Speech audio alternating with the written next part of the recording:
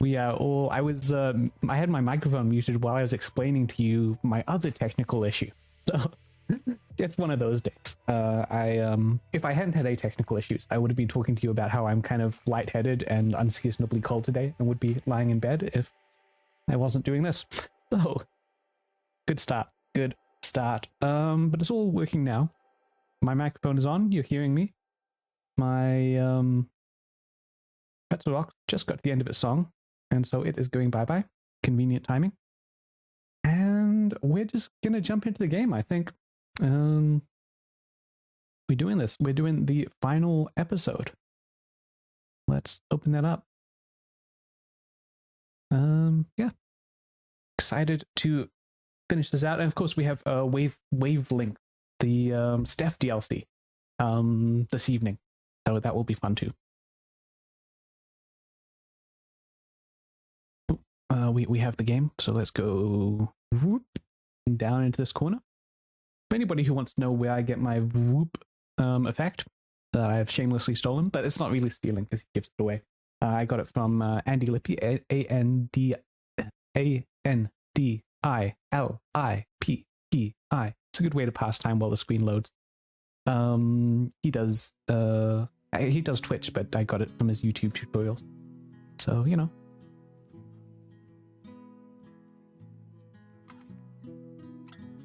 I think that's probably at a good audio level for the game.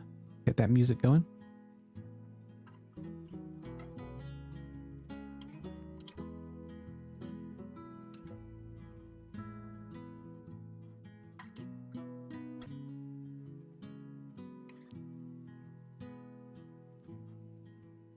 Well, we're back here in Haven Springs for the last time. I don't know where the Wavelength DLC takes place. Maybe that's in Haven Springs as well. I believe it's a prequel. I know it's around Steph. I was trying to look up how long it runs for, and in the process of that, I didn't find out. Nobody has put it up on How Long to Beat so far, for example. But I did see that it is a prequel, which makes sense. Why wouldn't it be? It probably maybe explains how Steph got here. Anyway, let's do this. Let's pick up where we left off with Alex plummeting into a pit. So, I mean, I thought about it last time that happened, and I was thinking, are we going to have the same character? Is she dead? Is it going to be a flashback, or are we going to change characters? The more I thought about it, the more it just makes sense that she has to survive somehow. I don't know how. Maybe magic, crazy stuff. Because she's now in the place where the last remaining big mystery is. That we've been given a code name and a location, and the fact that it's being covered up at all costs and nothing else. So we have to find out what's there. And I mean, I guess we could switch to somebody else looking for her and finding the secret. But I think it's more likely that she survives. If not, then my stream information is incorrect. That says that that says a bad pun revolving around Alex finding out what's in the old mine. So without further ado, let's see what happens in this chapter.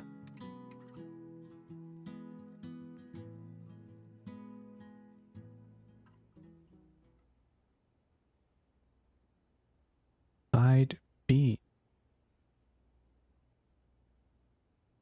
Less well liked, or the secondary Welcome back, side on a Alex. record. Do you want to talk about your time in Colorado? Let's start with something positive. What did you learn from your visit to Haven Springs? So this is interesting. The framing device lets us reflect on the game. So far.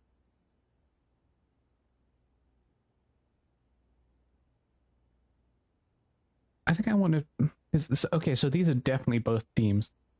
I mean, obviously.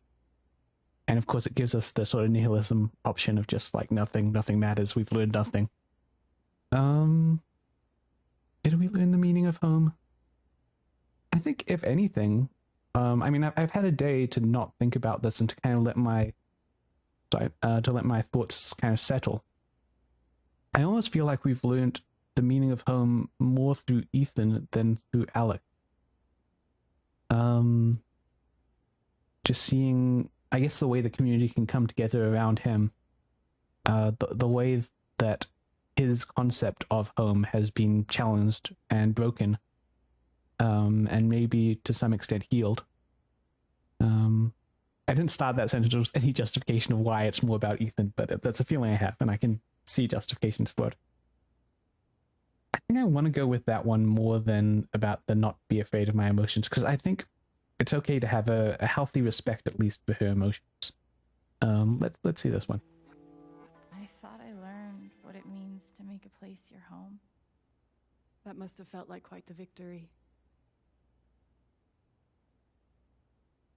I don't think this is real. I think this is how it feels to know that you might have been wrong. This is, I think, in her head while she's unconscious. Okay, this adds to that idea.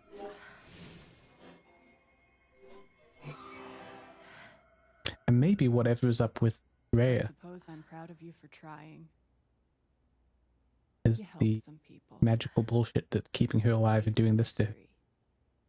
Got to kiss a pretty girl. But Alex, you're right back where you started. You're never right back where you started. You can choose to see that as negative or positive, or neutral. But you're never really right back where you started. Because even if it's the same place, which it won't be, you will have changed. And she has changed. You're wrong. I don't belong in here. If that were true, Alex, you'd know you were talking to an empty chair. No, I was talking to the dog. It's a very good listener. Post on.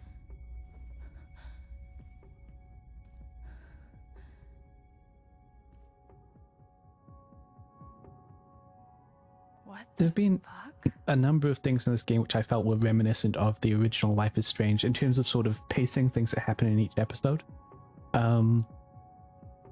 Discovering a new twist to a power at the end of episode 3. A major character being shot in the head at the end of episode 4. Now we seem to be in the surrealist dream that took up most of the original Life is Strange episode 5. So this Alex's face and this poster were the first things that we saw when the game opened, or when we clicked new game, but it didn't have her face on it before.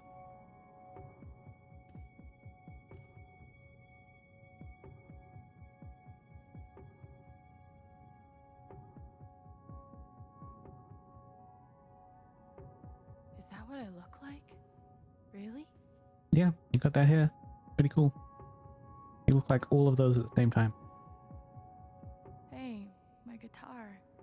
Knock, knock. Who's there?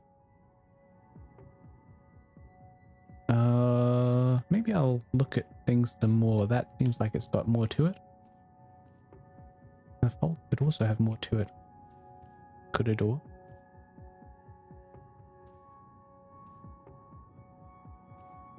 These don't belong to Dr. Lin.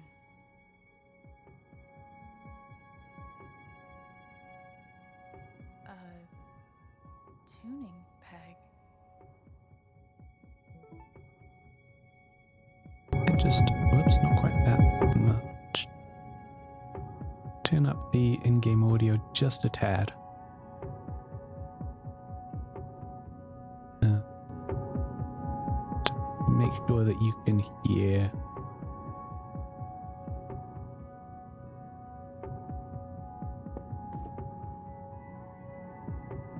So what do we do with the tuning peg?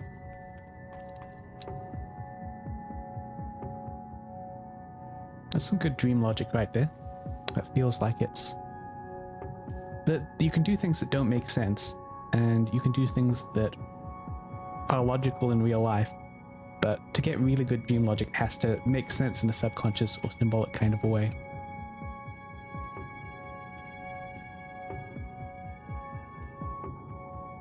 Dr. Lin always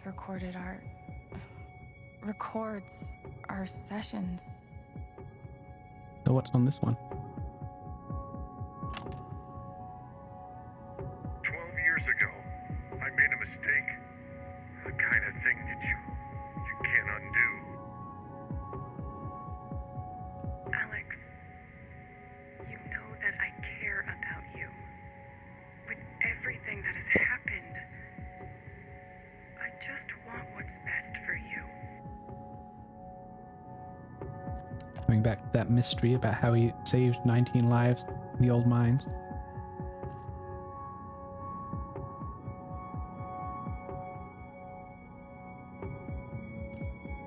Actually, in our first proper conversation with Steph, she told us to look around and find out more about that, just for fun. It seemed like just a random side thing. What's on this screen? Look broken? I first thought it was like an old MS-DOS shell. The blue, or even a, call it, boot menu. The blue screen and the little white writing. I guess that's me. Case number 53322. Okay.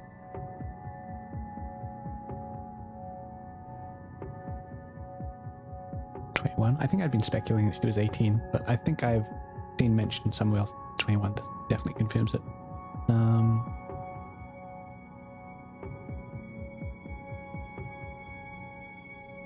He sees things, hears voices, has crazy ideas, and depression and anxiety. Yep, I mean that all fits with the towers. Down a... what?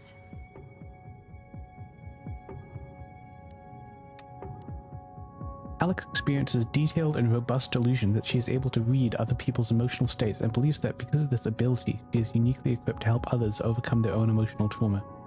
It's difficult to overlook the irony, someone as profoundly dysfunctional as Alex, adopting the role of emotional caretaker. I think this is... I mean, obviously this is her own thoughts, but I don't think Dr. Lin... Well, I think if Dr. Lin's good at her job, she wouldn't say that. I think a lot of the time people who start out as dysfunctional can become really good helpers to those who are going through the same thing. Had she not been returned to my care, I do not think it hyperbolic to speculate that her reckless attempts at fixing her friends and family would eventually have gotten someone hurt. My belief that Alex's delusions can constitute a threat to her continued well-being as well as those of others. As such, I recommend Alex be thrown down an endless pit, her body shattered against each jutting board and errant brick, till she is forgotten in the darkness beneath the world. This, in my professional opinion, the most humane thing we can do. Alright, I mean that part sounds like reasonable, but the part about her not being able to work as an emotional caretaker, that's the real unprofessional bit, in my opinion.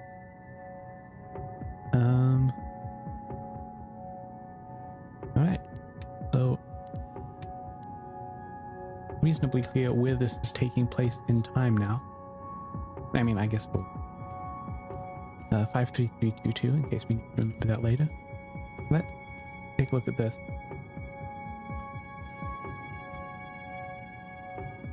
Who's there? Interrupting cow.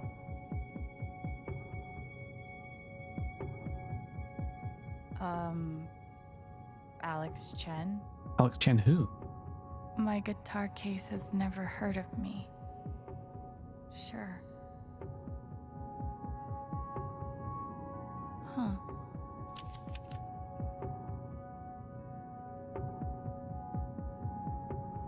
Never heard of Alex Chen, only heard of 53322. That's the kind of place that we're in. Place that thinks of you as a number.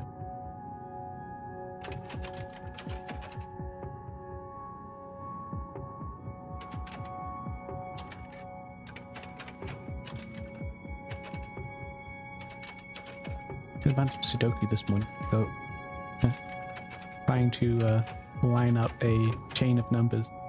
Makes me think about that.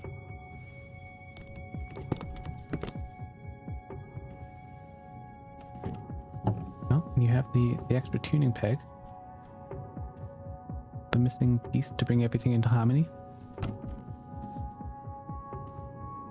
I bet the door's locked. I mean, we can't walk away from this, right?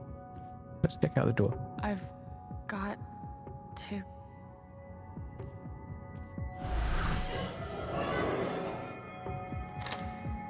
Oh, all right. Of course. Better than locked. It is knobbly. All right. Let's tune the guitar. Gabe gave me this guitar, but he never heard me play it.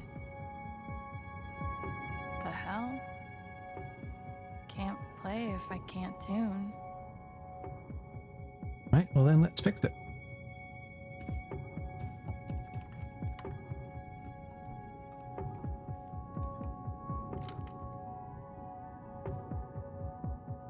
By the way, yeah, thanks for the follow at Dad Squad Gaming. Followed while I was offline, possibly from Comment Bagels community. Welcome in. Let's play this guitar. You can see them bottom left of my screen.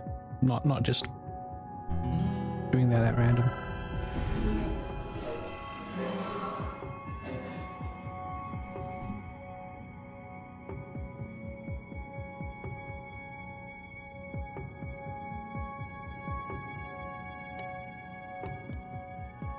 Oh, that's...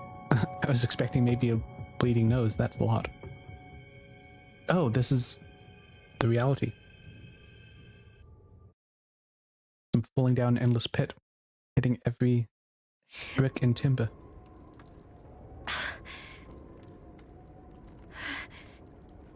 Oh, it looks like the bullet only grazed her.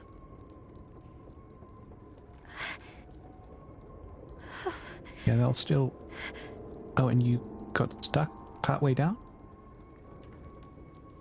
We're going with improbable rather than magical, huh?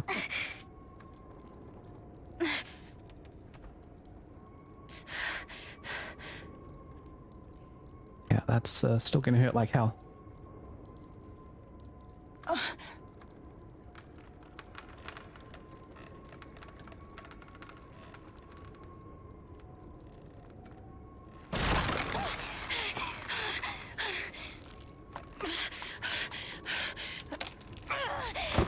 Kind of getting Until Dawn vibes in some of the situation.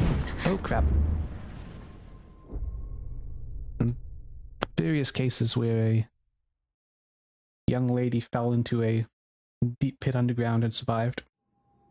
That was worse for wear. Happened to at least, well, I think only two characters. At least two characters in that game. It looks like we're back.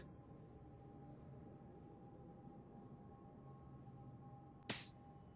Alex. Hey. This kind of Gabe? looks like the Arcadia Bay. No, it doesn't. Not once you see down that way. A little bit like the Arcadia Bay hospital, but all hospitals kind of look alike. You're dead. So are you. Lots of people are dead, Alex. Most people. Statistically, Where correct. are we? I want to say a hospital. The population growth is a pretty big deal. I forget what it is. It's like 1 in 12 people is currently alive, or something like that. Yep, definitely a hospital. Gabe. Okay, here's what I do know. You are 10, I am 14. Our mother is sick, That's heck of a so beard is our for a father. 14-year-old. But it's a different kind of sickness. The kind that makes him run out on you. Play your part. So this is going to be the Ow! Gabe, why? mainline didn't do explanation anything. for exactly what's up with Both of you, their Dad. parents. behave. We did kind of get this explanation through a crack in a wall that you could examine earlier that I missed, but I think I explained it anyway on the basis of Alex. somebody else's playthrough. Go check on your mother. Okay.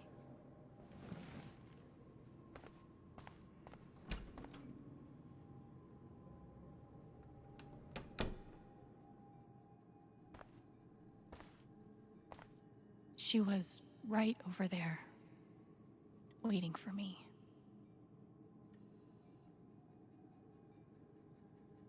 Red and it's painted. I would have expected more blue for this scene. There it is. The painting that taught me that art sucked sometimes. That's I gotta keep that line in my back pocket. Somebody's like, so what do you think? I made this. There it is. The painting that taught me that art sucked sometimes. Until now, I wasn't sure. Gabe and I used to watch cartoons on this thing after school. It was here for a while and it really shaped that throughout their childhood. 12 and 14.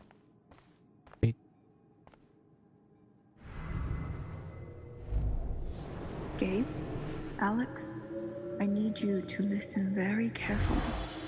We got some scary news today, and I'm going to be spending some time at the hospital. What? Mom? Are you okay? Hush now. It's going to be okay. Do you understand me? Things will be different for a little while. But I am going to be okay.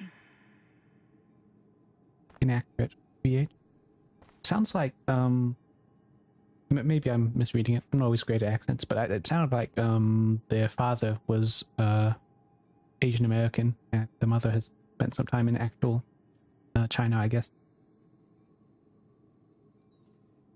She knew. Even then, she knew.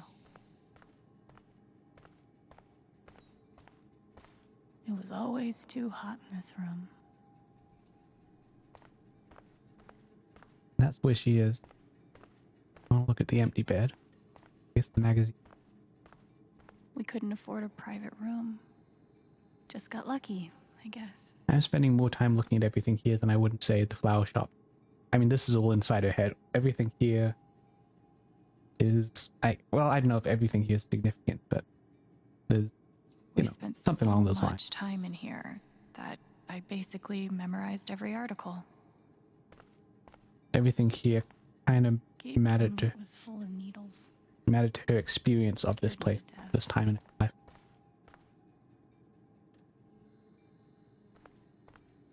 We couldn't afford a private room. Just got lucky, I guess. And honestly, she probably looked at everything before. Pull back the curtain too, She's just on the other side. just to put it off a little longer, maybe. I don't know. Answer.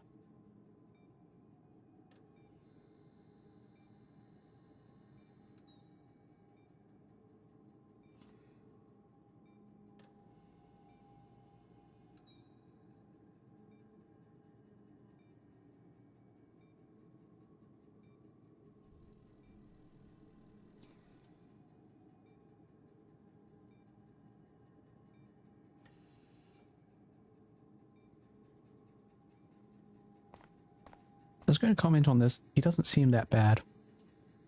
And Gabe said that Dad's sick too, but in a different way.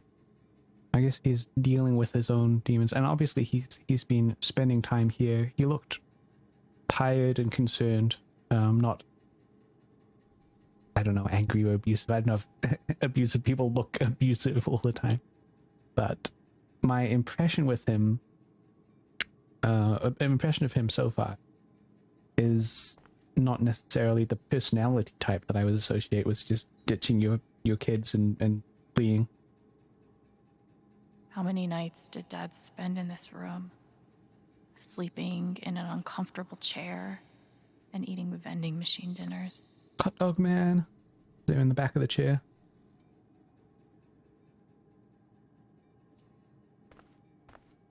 One of the things that makes me sad about them releasing these all in one go, rather than waiting between releases, is, I mean, for one thing, it means I gotta do this big, long, crazy binge. But another thing is things like Hot Dog Man. things where that was originally like a little sketch somewhere in episode, I don't know, 2, I think. And then with each subsequent episode, the fans really latched onto it and loved Hot Dog Man for whatever reason. We spent so much And time so in the this room. the bed devs put more and was at more the of it into the far end. game in the subsequent episodes in response to that reaction. And that's not something that you can do. You release all the episodes at once. Hot Dog Man would not exist if it weren't for that episodic release format. There's something so weird and scary about watching your dad cry. I wonder when the first time was that happened for changing from invincible to one. Mom. Every time I saw her, I worried it would be the last.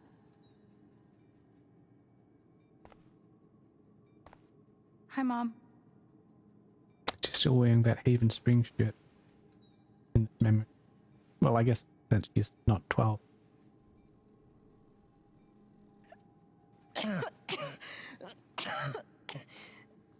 Mom. Mom. Such a brave girl. How do you ever get so brave? Is that how it went? You don't think you missed anything?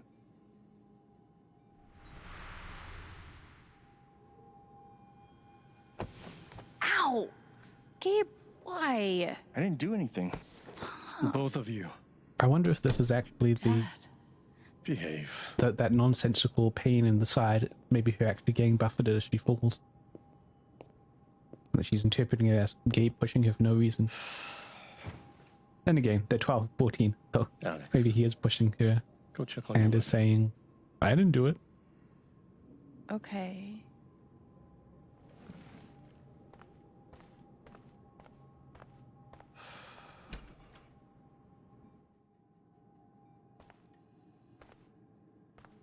Wait. Did I miss something? Kind of gives me Legion vibe. Going through a memory and saying, wrong, again. What we missed was the water. One thing that we can look at now that we couldn't get before. Gabe and I used to watch cartoons on this thing after school.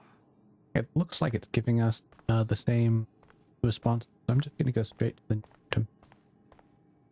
No matter how much Mom drank, her throat was always dry. Doesn't seem significant.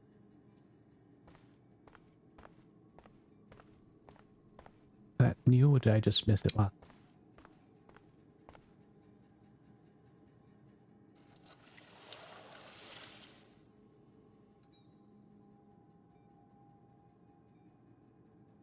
Did I forget to give her water?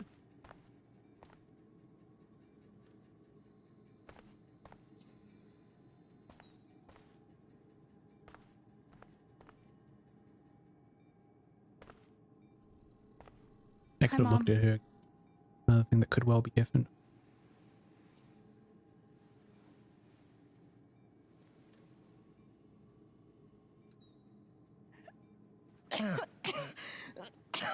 Get her water. Mom. Mom. water, Alex. Get her some water.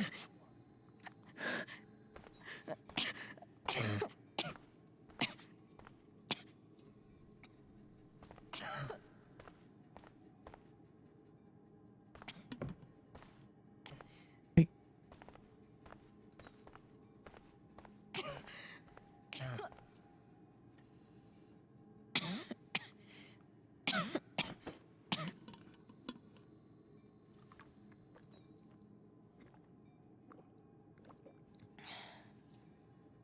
Thank you.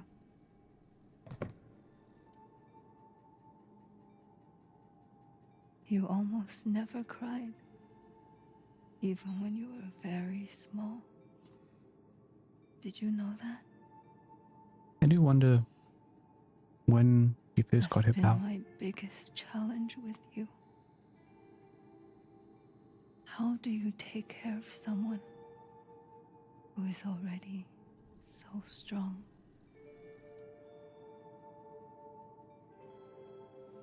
How do you have compassion for somebody that doesn't suffer? I think that's kind of a theme that we've seen over and over through this game.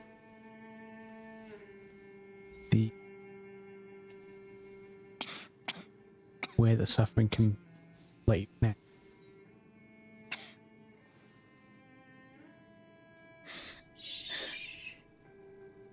No tears, my strong girl.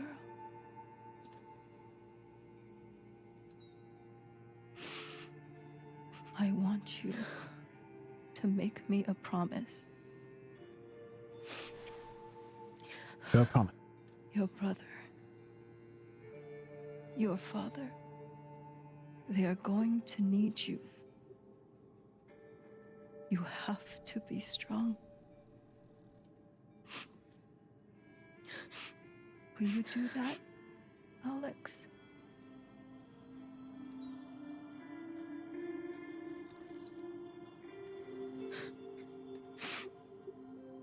Really recognize it?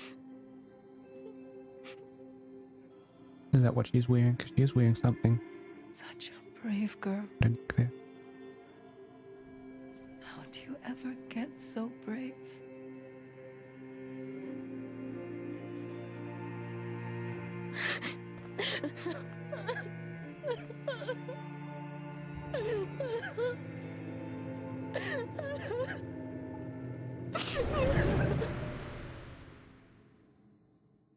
We've only seen the emotion burst out like that once before, I think. Actually, maybe I'm totally wrong. Maybe we've seen it and we had a significant journal-worthy emotion.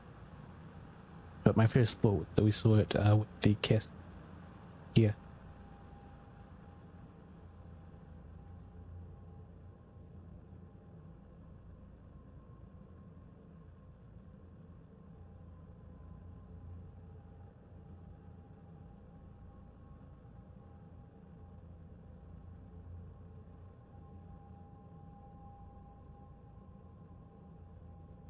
So, the helping hands home.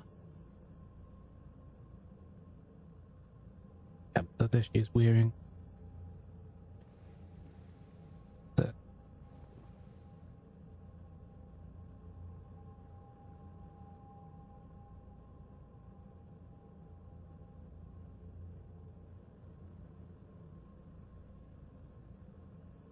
he's 21 in 2019, born in 1998.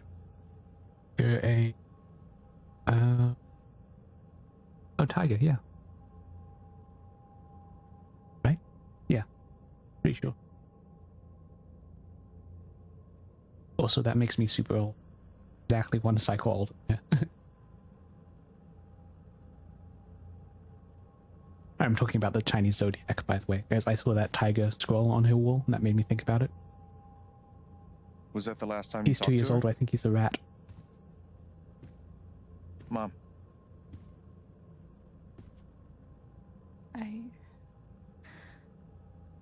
I think so. do you miss her?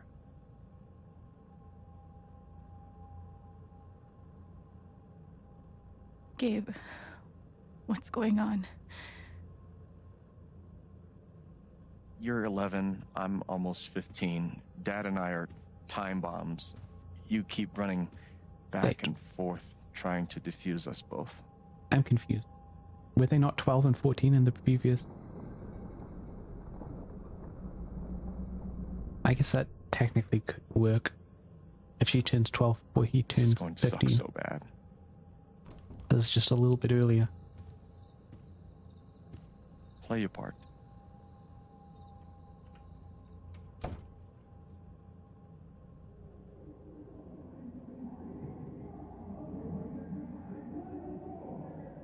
Things were rough even before the diagnosis.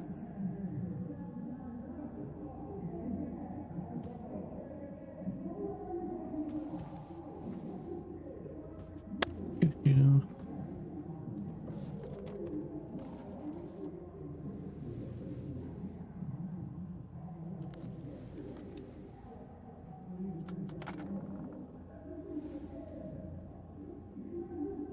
There was only ever one thing to do when they got like this. Drown them out and wait for it to pass. And the gameplay emphasize the narrative, there's only one thing to do. Volume dial was my best friend on days like this. I wonder if there's a B-side to this record.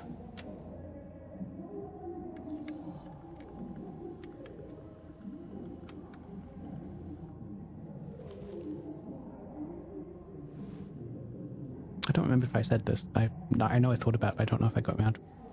There were, I can't name them, but there were some very popular songs now that were originally B-sides to songs that have been mostly forgotten.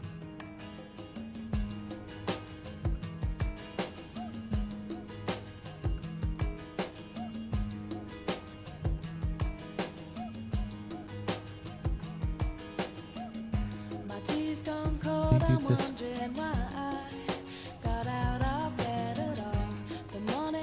Maybe I got the timing wrong. Maybe this is after. I can't see it all. And even if I could, it'll all be great. Put your picture on my wall. Alex? It reminds me that Hey. it's not so bad. It's not so bad. It's okay. It's just me. But you know that's not how it went down, right?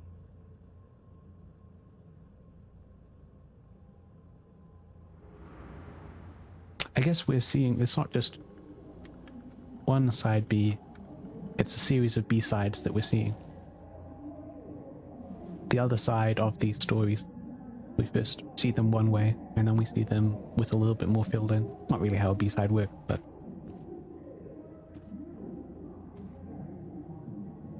It was my job to keep the peace. But no matter what I did, really see the other piece of that cryptic there. Gabe loved Son of Lead back when it was an indie.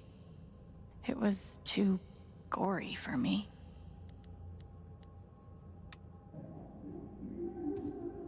The killer Seen that mistress in the tabs past. in this book weren't even close to right. Well, they were for intermediate level. I had to simplify it a bit. Cleaning Dad's ashtray was not my favorite job in the world. There. Not. Hey, Shoo Shoo. At least I managed to hold on to you, Shoo Shoo. Dad's laundry. I always set it here when it was done so he could find it.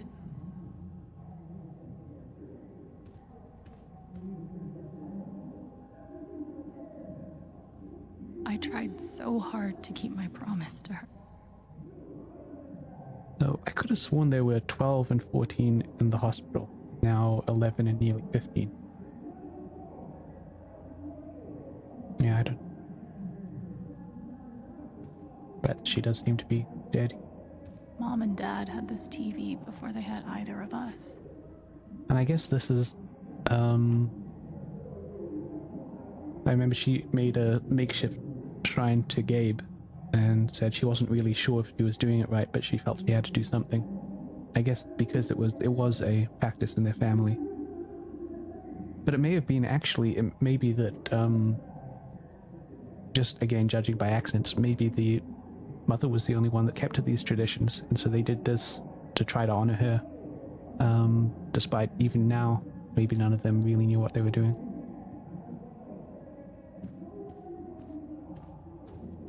Gabe had barely used this backpack in weeks. Nobody could get him to go to school. But I wasn't paying too much attention. Entirely possible that Dad actually did have a Mom's old sewing kit. non-American accent. Don't think I've ever even tasted a butter cookie. It didn't register either way. I interpreted that neutrality as American. It was full of greeting cards. Mom kept every single one we ever got. So what have we got on this bookcase? Ends of Twine. Trip Hop. Oh, these are... 101 Rest. I remember them fighting outside. I just wanted to help. There's that little internal monologue prompting us to move Thanks the for trying, story Lucky forward. Cat. My job was to sort them in order of how close we were to a collections notice. I had more jobs than you should have had at 11. I wanted to be a werewolf that Halloween. Couldn't afford the costume. I can't believe they were ever this happy. Please load. Maybe it's symbolic that, okay. it wasn't going to load, but it just wanted to shut down my overly literary reading of it. But maybe it's symbolic that there is no picture here. There's no previous happiness that's disappeared because of this. I don't know. The game could sense my bullshit coming and decide to shut me down. Gabe used to steal Dad's beer all the time. It was like the one thing they didn't fight about. We never really touched these after Mom died. She was such a good cook. Plastic, that red bottle with that green top. 2 cups water for 1 cup rice. Set timer for 30 minutes. Do your history homework. Serve. My rice cooker does 1 cup of water to 1 cup of rice. But actually, now that I think about it, it has little lines on the inside for how high you fill the water. So I'm wrong. Just you only measure the rice and you just fill up the inside to the.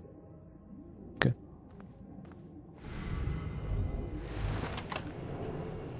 But there's no math involved. Hey Gabe, I'm Leslie Halloran. I'm from the Oregon State Child Protective Services. We got a call from someone who said there might have been some kind of fight here last night. Is your dad home? Oh gosh, you know what? That was like rehearsal. And I'm in this play at school, and my dad, he was helping me learn my lines.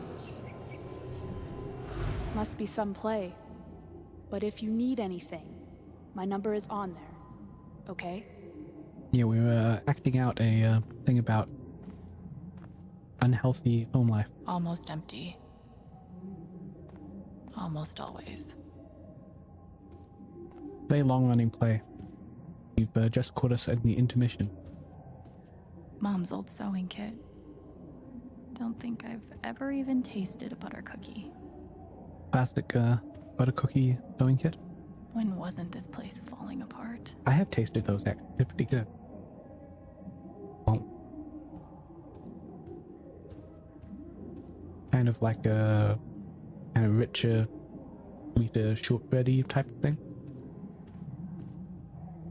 Okay, I think we're doing this. Gabe and Dad were so loud when they fought. Whoop. Where you going? Are you gonna tell her? Or is that my job? Keep your voice down. Fine, I'll do it. Alex, Maybe he does Dad have that lost his accent. job again. So we're broke. Again. Don't talk to me that way. Despite what you may believe, you do not know everything. Okay, You yeah. think what? I laid myself off? It's okay. We'll figure it out. I could, I don't know, Dad. But what are we supposed to do now? We gotta eat. we can sell some records. Or what about my guitar? We could sell that. Alex, what is it gonna take to get you to stop defending him? If your mother could see you now. I don't want to hear about Mom. Babe! I'm so tired of you using her as an Oh, maybe excuse this to be a piece of shit. the start. Don't fucking touch me, piece of shit. Dad.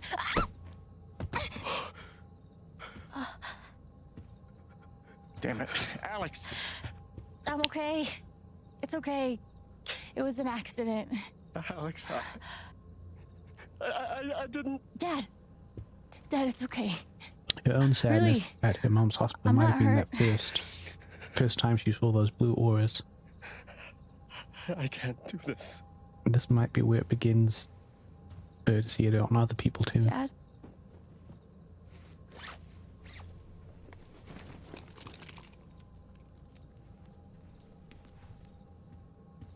Well, bye. Someone will come. That woman from CPS. Someone. I wonder how often this is the rationale that they're better off in the system than with Dad! their broken parent. It reminds me of Shazam, I'm sorry. where that happened too. No. Dad!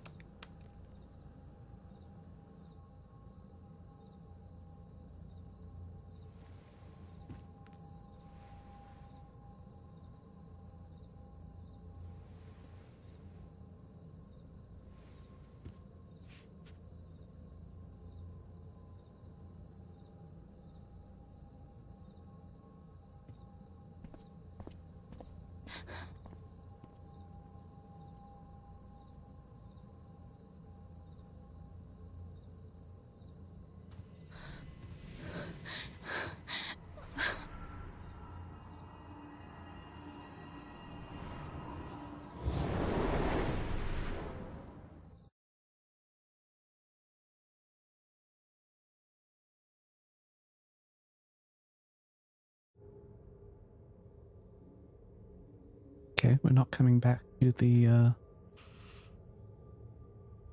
injured present. Blood everywhere.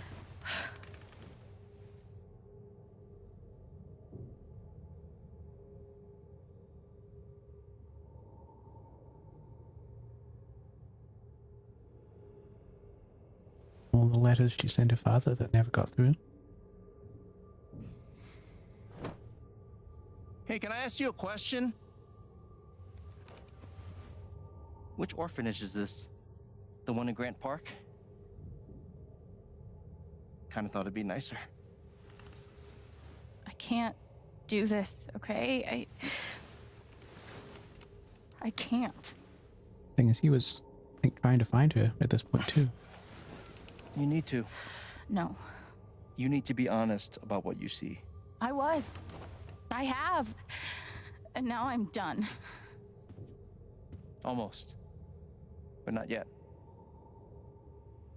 You were 12, I am 16. I steal a car and end up in juvie. Okay, so he's not trying to find her at this point. Then He's you're 4 years 13, older. 14, 15.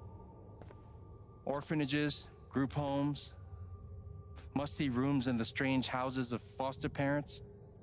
By the time you're 17, you've seen them all. Somewhere along the line, you start to feel things. Your own emotions don't belong to you. You have nothing. No one. You are alone. I don't want this. Alex. Play your part.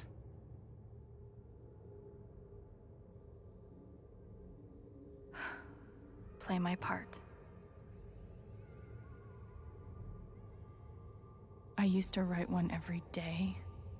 Stupid. Why? You clearly missed him. And I thought he missed me. Hence, stupid. Maybe some part of it felt that if she could do it every We day, weren't allowed to bring glass into the dorms. So we had to And she'll drink come from back. this thing. Like hamsters in a cage. Ex- Pretty sure it's locked. I didn't mean to Must be after curfew. cut him off there. We're not going anywhere. God. They put me on so many meds. Lithium, Spiridone, methylphenidate. I think that's mostly like stuff to calm you down. Could be wrong. I think Spiridone might be like an antipsychotic. Let's take a real quick look on good old Google. Yeah, it's an antipsychotic. It's for schizophrenia and bipolar disorder.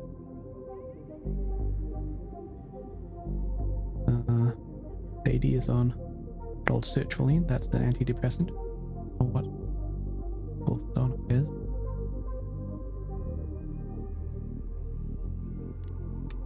Did any of them ever work? Some of them helped. A little. None of them fixed me. It went broken. In their defense, mutant empathy isn't exactly in the DSM. I took a fork in here one time and hid it under my mattress. Just 'cause, fuck you. Residents must adhere to their assigned schedules at all times and are not permitted to loiter in the dormitory outside of designated time. Class silverware are to remain in the canteen. Non-resident guests are not permitted in the dormitory. Lights out 9 p.m. Action. They used to say this place wasn't a prison. I mean, did Maybe anybody they were ask, or trying to did they keep it just safe. volunteer that Guess information? so. We're totally not a prison. Whatever the reason, the end result was prison bars. They should have stenciled the same thing on all of us. Do you really feel like you were their property? We didn't belong to anyone else, did we? Yourself, maybe. But I guess it's a minor. Fancy. You don't Everyone had one really good belong to outfit. yourself. We wore them to meet the Interesting parents. thought. Did it help? kinda think you already know the answer to that question. I remember the kid who put this here. Sadie? Sally. She was on the chart. Something with an S? You were friends at first, right? Way at first. Then I freaked out on her and she was done with me. Just like everyone else. The angry guitar. I don't understand. Why can't I have my guitar? We've been over this, Alex. Your guitar stays in the rec room. You can play it during free time. Can I at least have the strength so I can garrote you with it? That's bullshit. I don't need it in the fucking rec room. I need it when I'm stuck in the fucking dorms. Alex, that's enough. Maybe we'll just take away your guitar privileges entirely, if that's what you prefer. You can't do it. Everyone's feelings were so loud. I just needed something to distract me. Did not mean to cut that off. How you holding up, Shu? Can't Oh, believe Shu, how it's long a you mouth. had that thing. That thing was my only friend after you left. More like sock than a shoe. Guess I missed a few days. I mean, there's some truth to that, but seeing people holding hands in front of a rainbow, not going to acknowledge how difficult it is to actually do that. Can be done, but... Oh, by the way, let's take a look at this. We have not looked at any of these. We have... I don't know if I want to read all of these in one go. How do we want to do this? Let's take a look. Previous chapters, we have the dollar and the Riley letter. Well, the Riley letter is chapter 1. T-shirt and drum kit from chapter 2.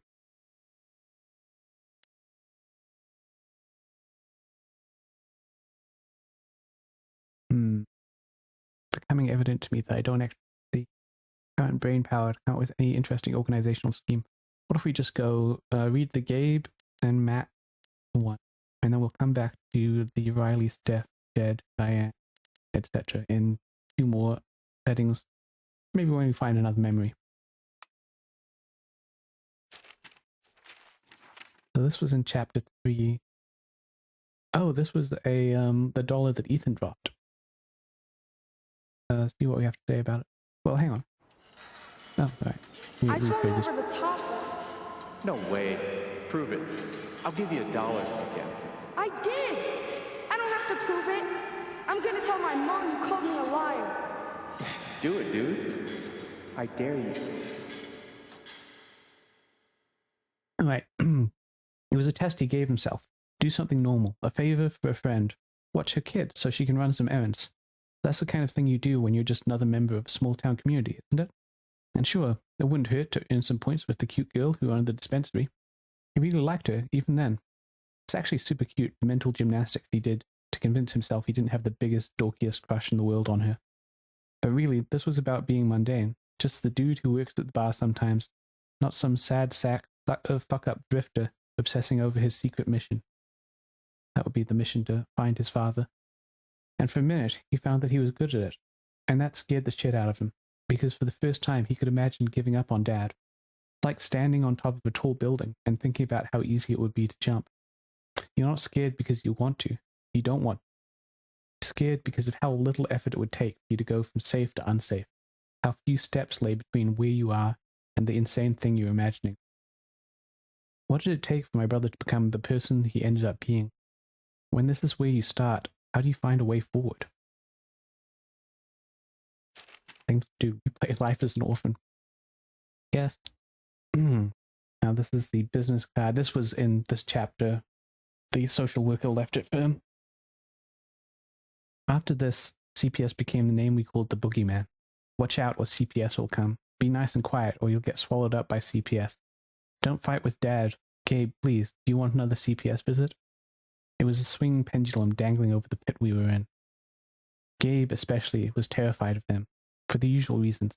He wants to be a ward of the state, but also because, despite everything, the idea of losing Dad when he'd already lost Mom made him feel like he couldn't breathe. I think Gabe always hoped that Dad would come around. He had to, right? Eventually? And even if he didn't, we got piled into a town car and driven away from him forever. What else did Gabe have to hope for? Alright. Get through these reasonably quickly. Maybe we'll do the this page, and then we'll do that page on another occasion. Oh, so this was the college acceptance letter that Mac raged out on. Well, it contained Mac's rage because he didn't know that Riley and Gabe were meeting up for college purposes, not for cheaty purposes. I could do without Mac's furious insecurities banging around in my skull, to be honest. Such an urgent feeling, a rope around his neck, pulling him forward, compelling him, urging him to find something other than himself to direct his fury towards. Every morning, this guy wakes up with sinking, inarguable certainty that today will be the day Riley comes to her senses and realizes how much better and smarter she is than him, and cut the cord. So I've seen this before, but it might have been because I did watch somebody else's playthrough of Chapter 1. It might not be that I've actually seen it in the playthrough. I only watch playthroughs that cover material for it, not spoiling things. But in this case, it's from a previous chapter. So it's almost a relief when he finds some external target to project his self-hatred onto. Riley's goofy bartender buddy, the one who's helping her follow her dreams of leaving Haven Springs behind. He tells himself a story, turns Gabe into the villain, and for at least as long as it takes to blow up in his face, he can distract himself from feeling worthless. I wish I didn't relate so fucking hard. I think I did hear that in Wellens' playthrough. The Matta Wellens. YouTube. She's cool. Check her out. Riley's t-shirt. This was in the florist store. It was from her being on a robot battle team. It's fucked up how kids select their scapegoats. It doesn't matter how pretty you are, or how smart, or how functionally identical you might be to one of the cool kids. All it takes is one thing. A dorky shirt worn on the wrong day, a moment of unstudied enthusiasm when detached cynicism is in vogue, a clumsy misstep, an utterly innocuous nothing that some little asshole latches onto and turns into your whole identity. Poor Riley. These dudes were so cruel to her that she thought about quitting. No more computer stuff, no more building things. It wasn't worth it. But then, and I still can't quite wrap my mind around this, Mac showed up, treated her with decency and kindness and respect. Mac Luden, who got suspended once for spitting tobacco on the floor of the cafeteria. Which, like, really, Mac? Come on, dude. That Mac Luden recognized that Riley was extraordinary, and he went out of his way to make sure she felt that way. But still, man, the chewing tobacco thing? Yeah, I missed something in Chapter 4. We have Def's drum kit in Chapter 4. This was on the stage at the festival.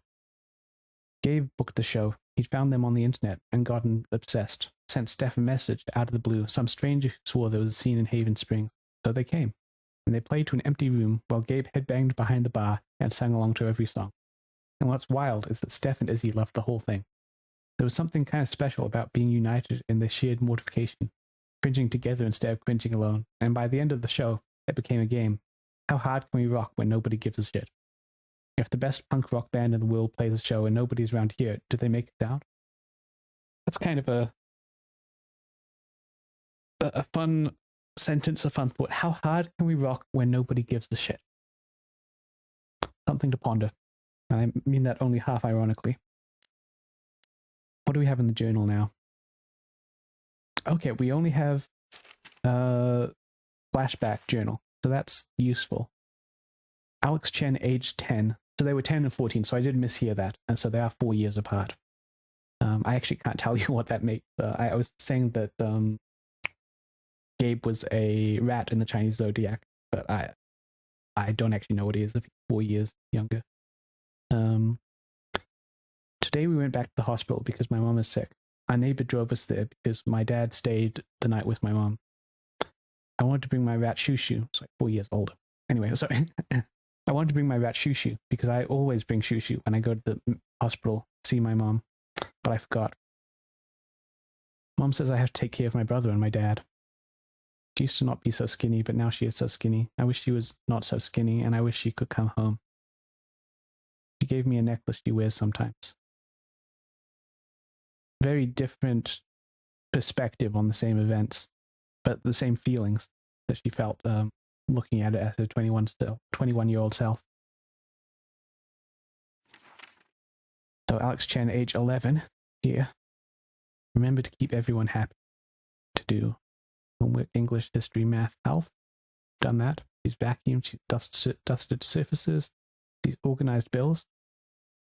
Called the pharmacy regarding his blood pressure meds. Break time, there's not crossed off. Listening to records. Hasn't started Gabe's laundry. Make rice, chop veggies, cook chicken. Throw veggies into pan with chicken. Serve. Gabe's laundry, washer to dryer. Dad's laundry, start. Does seem like she's the one keeping things together. I wonder what Gabe's deal was. No? I mean, I know they were all stuff, but what does this say? This isn't just a scribble. These are like letters that have been written over chores. Chores. I guess that's how it feels, that life is all just a chaotic blur of chores. In light of all the recent excitement, now is a good time to remind Helping Hands residents that impulses to leave our institution, while understandable, are best resisted. Remember, the outside world is sharp-toothed and possessed of an insatiable hunger, and you are soft and slow and appetizing. Why throw yourself into its mouth? Throw yourself instead into mine. Right? That's very cheerful, Dr. Lin. Thank you. Attention residents, please join me in welcoming Alex Chen back to Helping Hand. We're happy, though not surprised, that Alex has once more submitted herself to the stultifying and inescapable embrace of our institution. The poster has disabled replies, because they are the one in control. Do not get to have a say.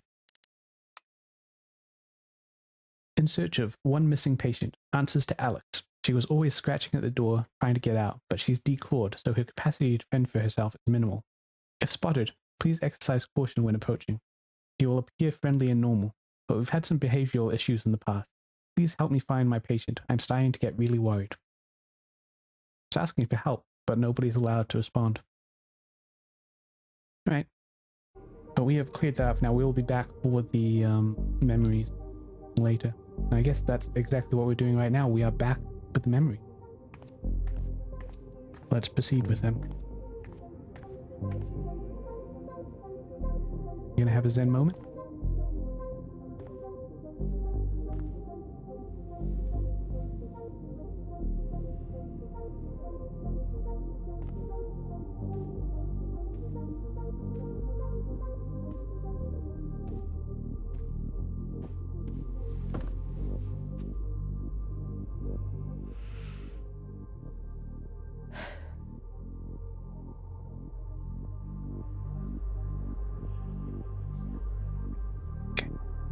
Outside, they got the blue sadness.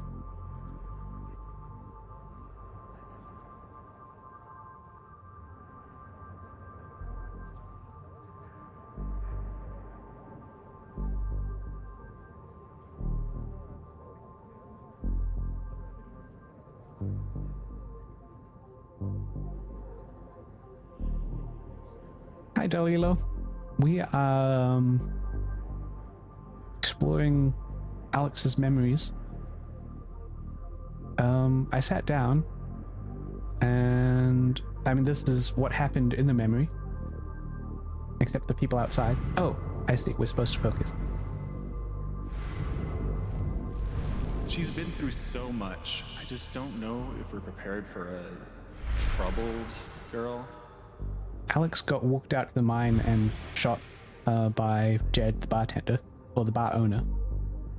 And fell down, but it turned out it just grazed her, but she's still, pretty messed up, and she kind of hit some things on the way down, so she didn't, fall all the way. And so in the various fits of unconsciousness resulting, she is having flashbacks of her memories. So this is her age 11, I think, in a orphanage.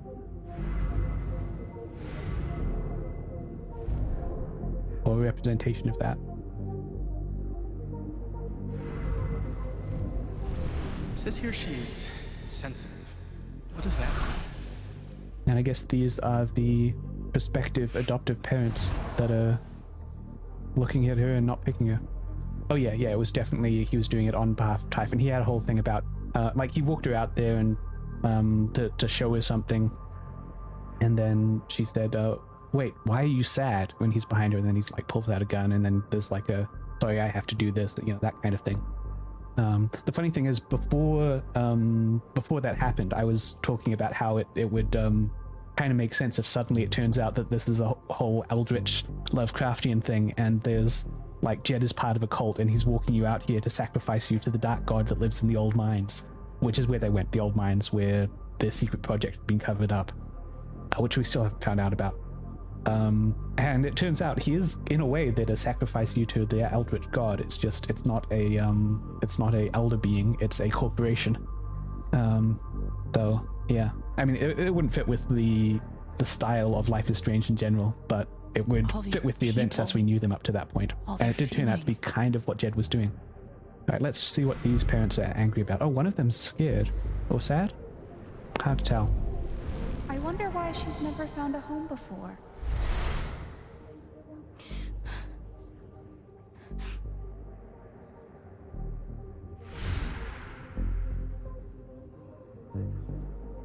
Oh, and the reason that Jed did that was because we wouldn't stop poking around, and we got like arrested and asked to sign a thing saying that we wouldn't go after Typhon in return for not being charged with theft for stealing the USB drive.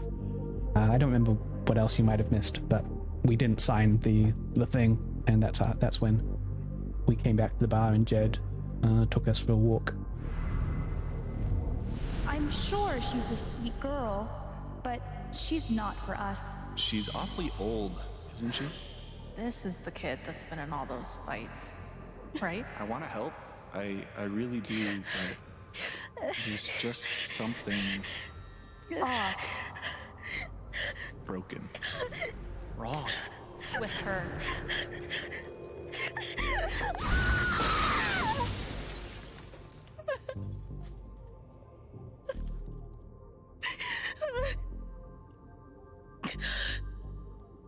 Wonder if that happened.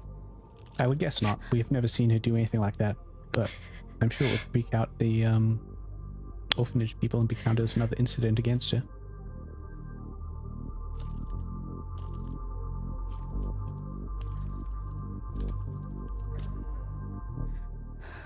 I'm sorry. Why? You need to see it. See what? That nobody picked me? Nobody picked you.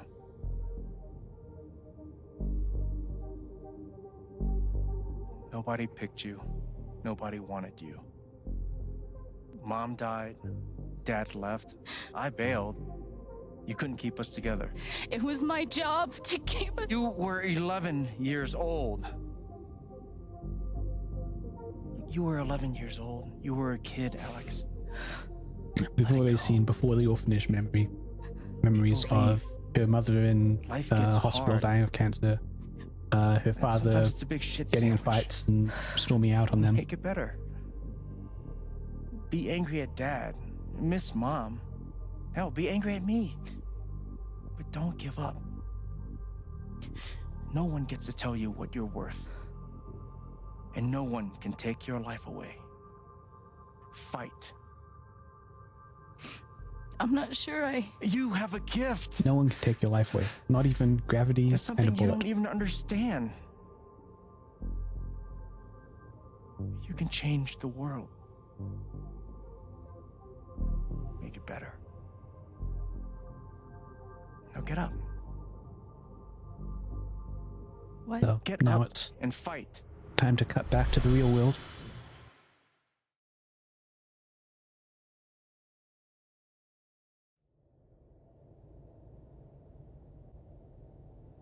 That's true. That's no one can take your life, but it's true. Gravities and bullets are nobody.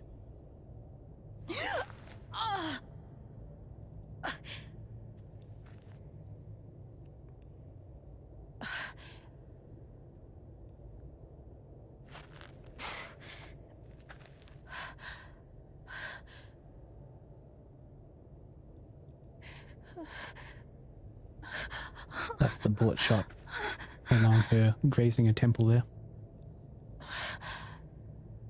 No, it's the Black Lantern.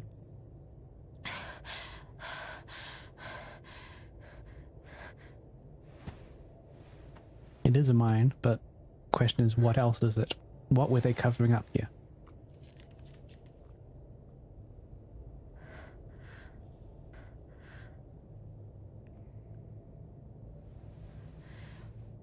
It's Gabe's last match.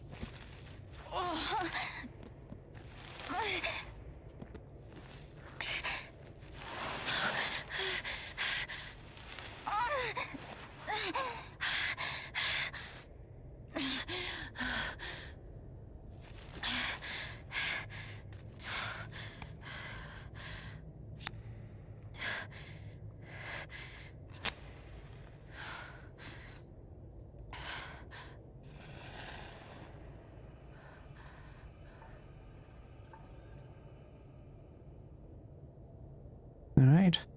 I guess this is your life now.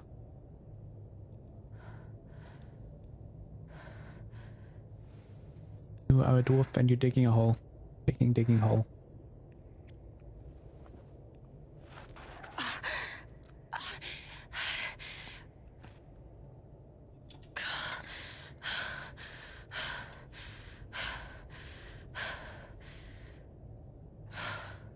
I've got to find a way out of here.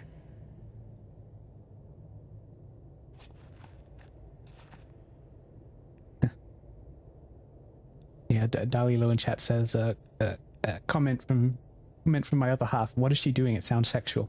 Yeah. Actually, I've this is staying within the Life is Strange universe. I heard there's a interview or something with one of the voice actors, and they said that that they always feel bad about doing effort, which is what those noises, you usually say, all right, let's get some effort noises that they can just use wherever. And they say, I always feel weird about those because always, like, yeah, when a girl is doing it, it always sounds kind of sexual, and it's like weird trying to do that and trying to make it sound not like that. So she's certainly not the first to have that thought. No more ladder. Not that I'd that be was much good at climbing. Hannah Tell was talking about the voice of Mac Caulfield, talking about how that's is a challenge for voice actors.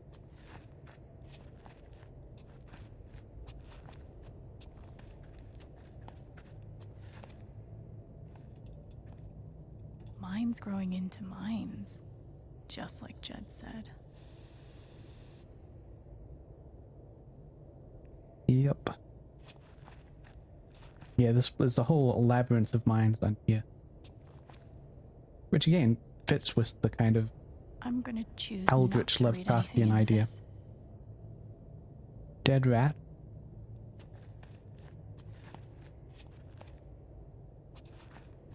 What are they reading?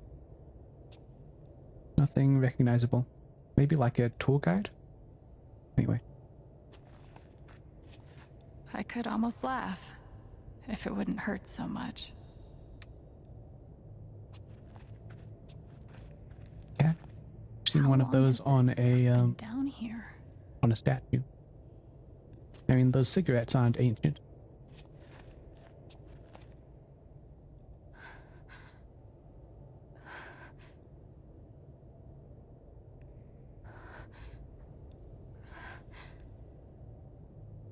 A little scary. An underground space where it's too big for your light to reach the wall. No, not actually. Just what that particular shot looked like. Oh, no. No, no, no, no, no. Come on, no, no, no, no.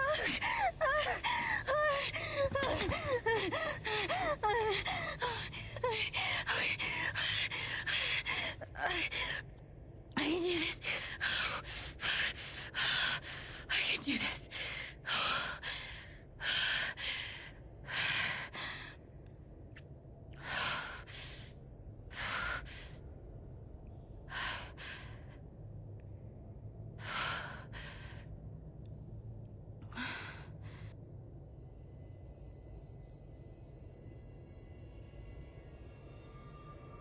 Okay, that's something.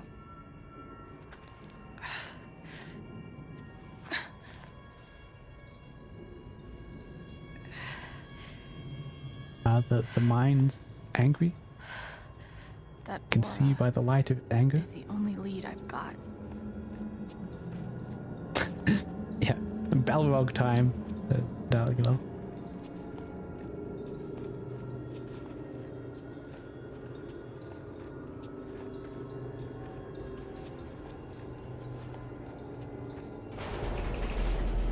All right, boys, getting close. Helldivers for life, huh, Jed? Dig so deep, we see where the devil sleeps. So I guess this anger Goddamn right. is associated with a memory. This is what of these. Typhon tried to bury. And hey, dig so A lot deep of that we runoff see where moisture the in this soil. devil sleeps. Jed, we That got a does call. sound This dig is fucked. like the Nothing's Balrog. fucked. Jed, we got no pumps running. No. My teams have never quit a dig this deep before. We finish the job.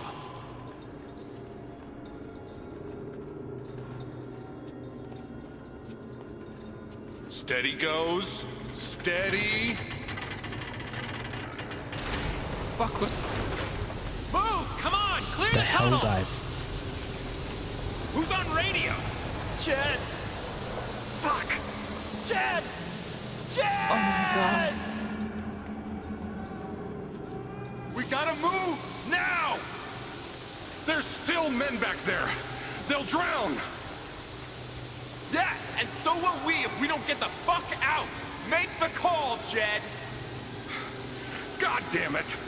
Yes, I'm thinking it's water. Everyone, They're talking let's about go, they'll now! drown.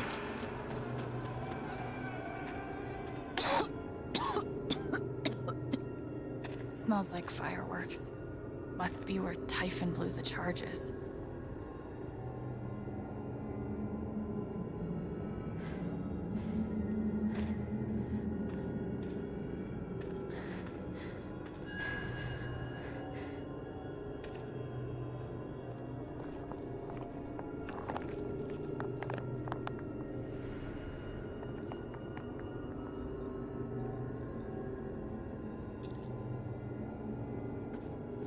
What is the actual item? Oh. Oh.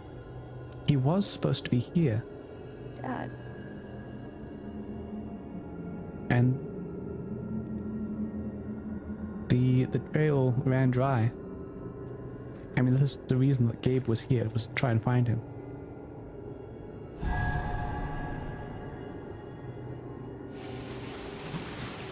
Jed! Come back! Jed, you son of a bitch! Chen, you gotta stop, man. Jed! Fuck you, Jed! Come back! It's over, Chen. He's not coming back. I'm sorry. I'm so sorry. This is remembered as Jed saving a bunch of lives. I guess maybe because he made the choice to ditch some to save the rest.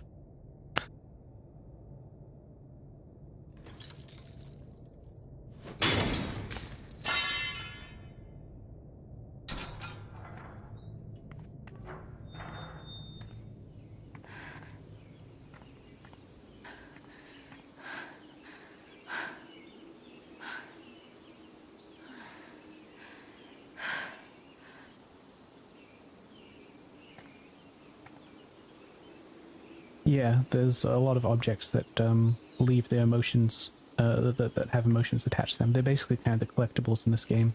I think that might be the first one, which is required for main story. But maybe it's not.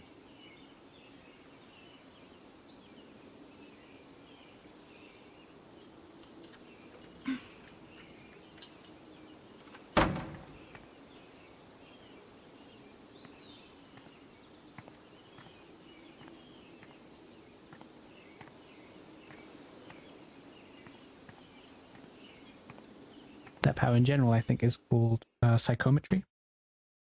The ability to feel the memories of objects. In this case, it's only when it's associated with a strong emotion, just like the rest of her abilities.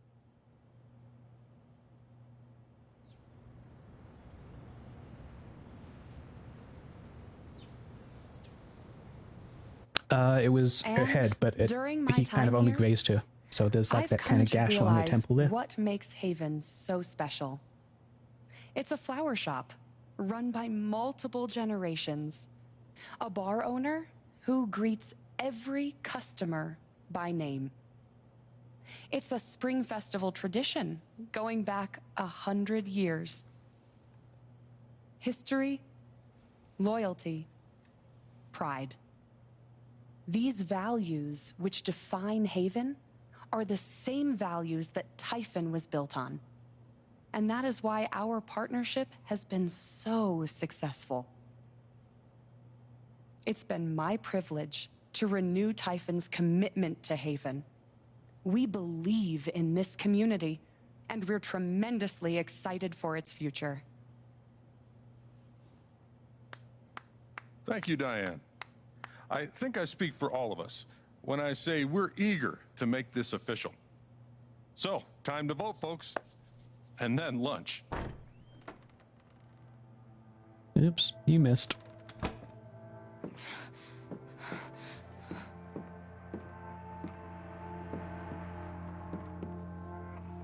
At the end of the previous episode, which is also what Jed would have seen,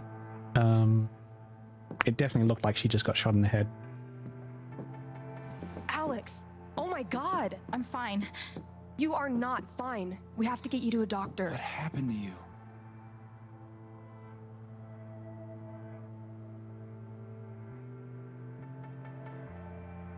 Do the talking. I found out something you need to hear. Oh, right. I tend to forget that he's Jed's son. What? Alex, you're hurt.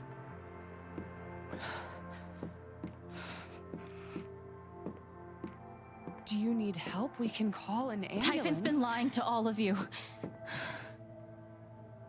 And so has Jed Lucan.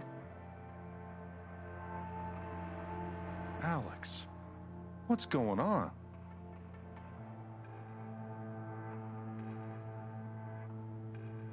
You know exactly what's going on. I was down in the mine last night. I saw what Typhon's been hiding for 12 years. Jed Lucan isn't a hero. That whole story is a lie. Jed caused the accident. And then he abandoned 7 of his men. He let them drown to save himself.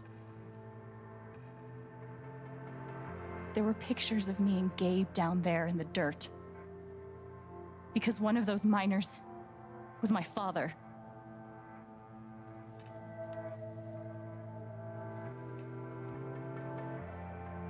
Typhon wanted to keep this covered up in case it jeopardized the vote.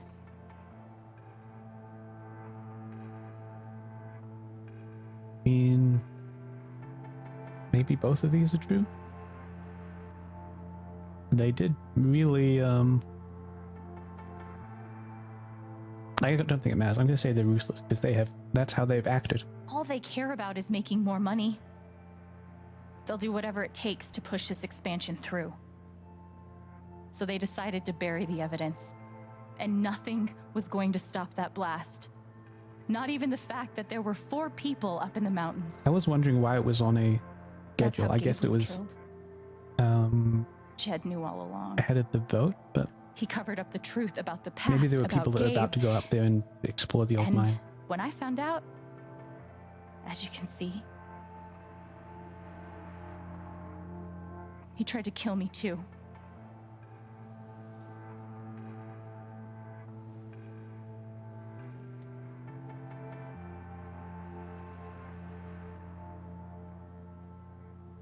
Why aren't any of you saying anything?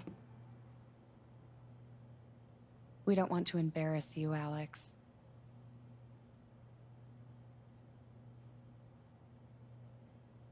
Shut I up, wasn't Typhon. asking you. The things you've said obligate me to at least address them. These accusations are, well, they're insane. And trying to go into the mine was obviously a very dangerous, very illegal thing to do. And we can kind of prove this forensically. But we all The bullet's going to be up there. sympathize with your situation. You've been through The so gun's much. going to be specially fired. Your brother I mean, was your I guess we don't only exactly family, have wasn't he? forensic division I around can here. only imagine how much you want an explanation for his loss. Something to give you comfort and make your life seem less unfair.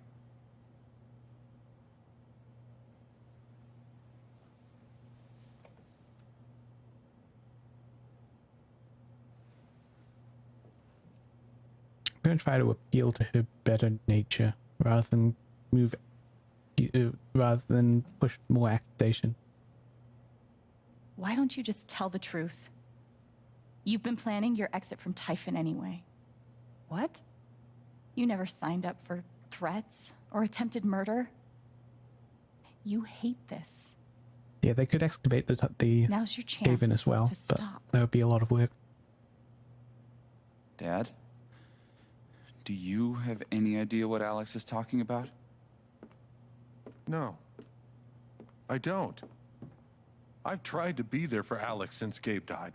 I thought, I don't know, I hoped I could be something of a father figure to her. All I can guess is, sometimes when we're hurting, the people we lash out at are the ones who we're trying to help.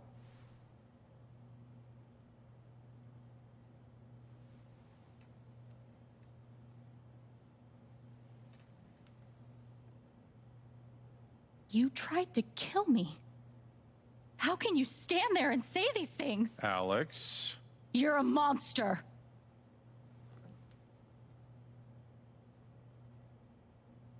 Please. I know this is hard to accept. You all trust him. I did too, but I'm telling the truth. I believe you. Of course I do. Yay, Steph.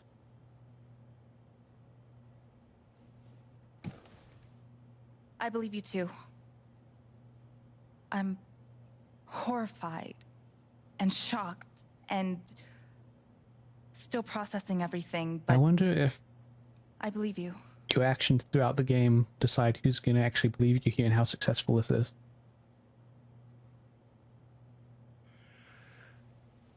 I would like to speak. I've known Jed a very, very long time.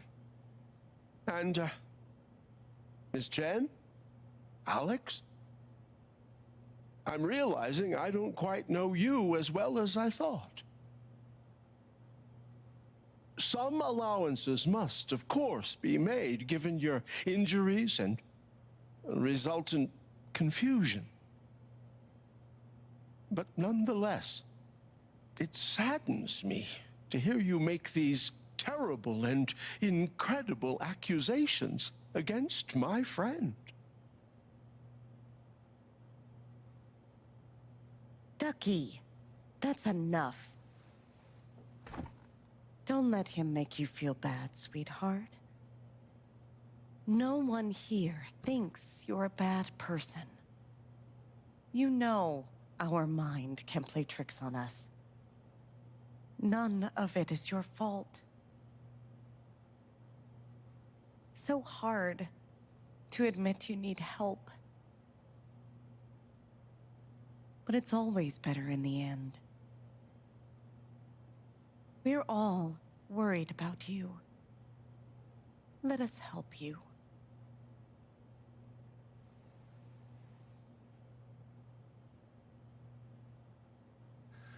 Don't worry, Alex. I got this. Oh, for fuck's sake. I have a USB stick full of recordings. Yes, we went through this yesterday. Your superiors closed the case. None of us have time for conspiracies. Yeah. You're trying to weasel your way out of things again, huh? I know your game. I know Don't how you... test me, Jason. You know what? I'm not scared of you anymore. We like magically took away his fear. Yeah, not so you. Not that Typhon. is, All right, that's enough. Deputy Pike, do you have some kind of personal issue with me? Like hell I do. Jason. Well, given that your judgment in this matter is emotionally compromised, you should probably remove yourself Oh, from... cut the crap. If you think you could shut me up... Jason, I think you better cool it. I'd like to speak again. It concerns me that a voting member of this council has openly You believe me, admitted to a personal bias. right? This is a load of bullshit.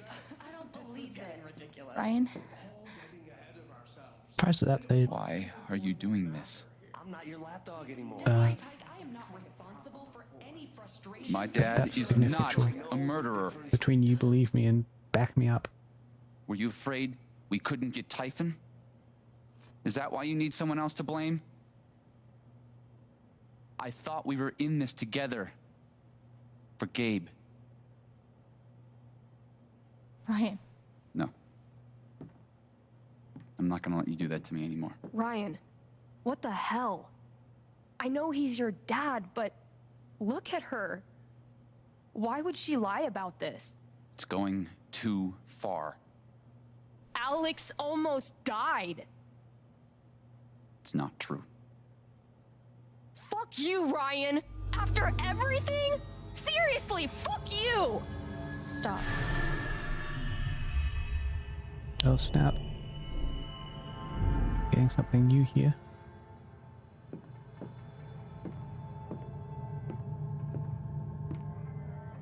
Can we give him remorse or something? Make him confess? I know why you tried to kill me. It's not what you tell yourself. That you thought it was best for Haven. This was never about Haven at all, was it? This was about you. I know it's easier not having to think about the men you buried. You want to look away and pretend the people you hurt aren't people. But I won't let you.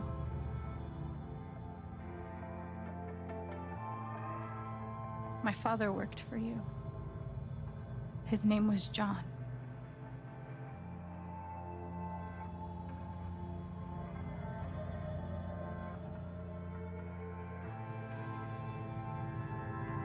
I don't know if this is the time to be honest.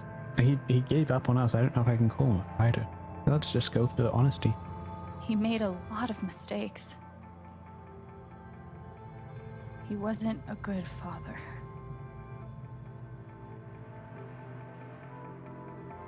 I think he came here trying to be better. But you killed him.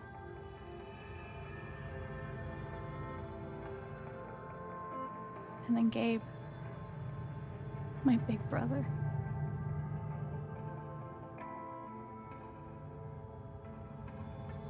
Haven was his second chance. He was so proud of who he'd become. A great boyfriend. A cool dad. But he died. Because of you.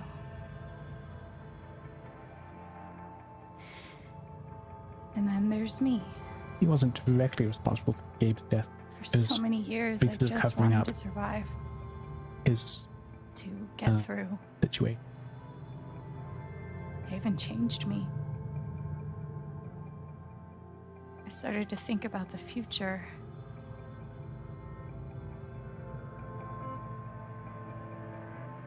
I want to help people.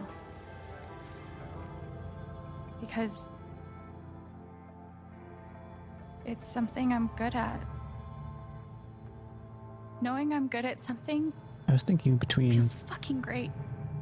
I want to belong and I want to help people. And you tried to But I murder think me. she can find the place where she belongs by help. You would have ended my life just so you wouldn't have to face the truth.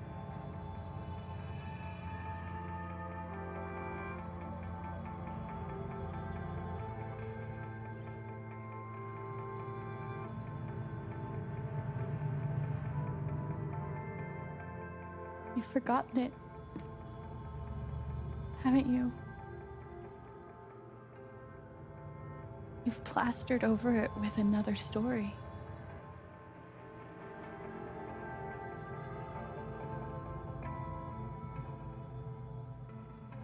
You tell yourself you're a hero, a strong leader. Sometimes that means making hard choices. Decisions that could lead to people dying. Few men could handle that. Haven's lucky to have you.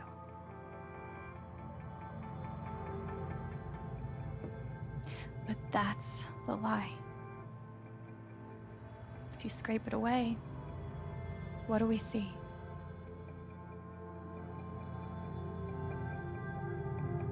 "11 years ago, you led a group of men to their deaths.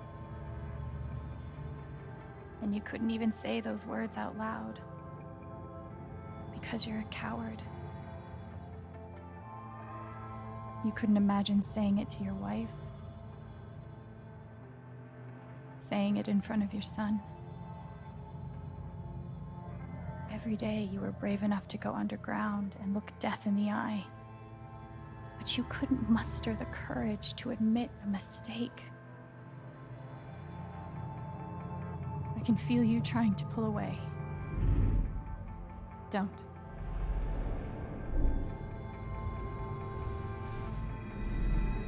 The truth hurts. Sometimes it's so awful you think you're gonna break. But when you come out the other side, and you're whole and free and still alive, then you'll finally know how strong you really are.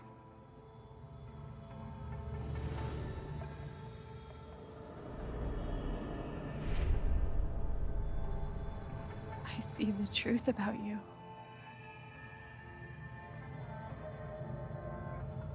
You hate yourself. You hate what you did in the past. You hate what you've done to keep it secret. And the more you deny that hatred, the worse it grows.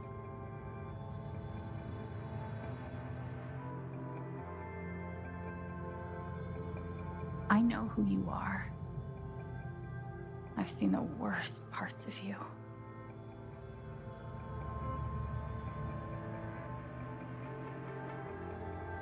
Thinking back to, that was Ryan actually that said this when he was the troll at the bridge.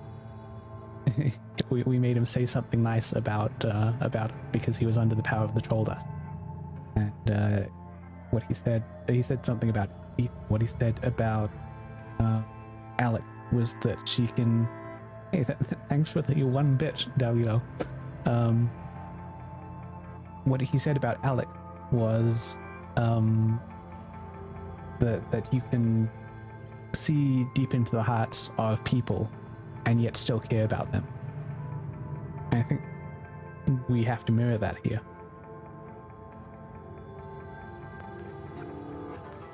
And it's also the only way to cut through that self-hate.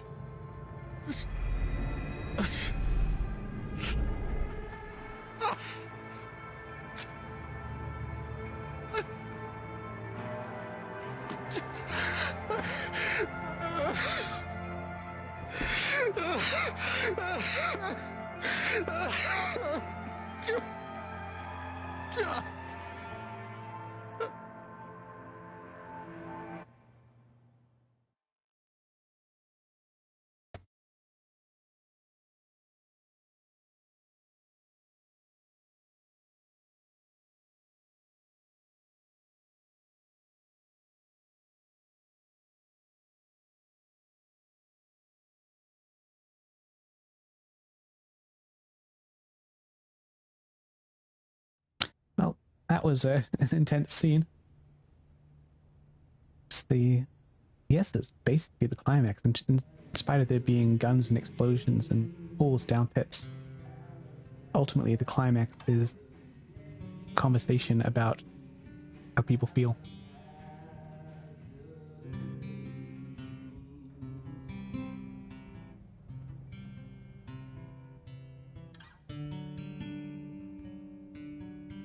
And the news is still coming in on the Typhon mining scandal that has rocked the western slope town of Haven Springs, where a council meeting was the scene for shocking revelations. Local bar owner and council president Jed Lucan admitted in a tearful confession to covering up the deaths of 7 Typhon employees as their manager 12 years ago. A recent cover-up, which involved a clandestine and unpermitted explosion to thwart inspections, caused the death of Haven local Gabe Chen last month. Mr. Lucan is currently in police custody, awaiting arraignment. We will have plenty more about this developing story, including the resignation of Typhon CEO, the market impact, and what it all means for your drive time commute coming right. That is a good throw.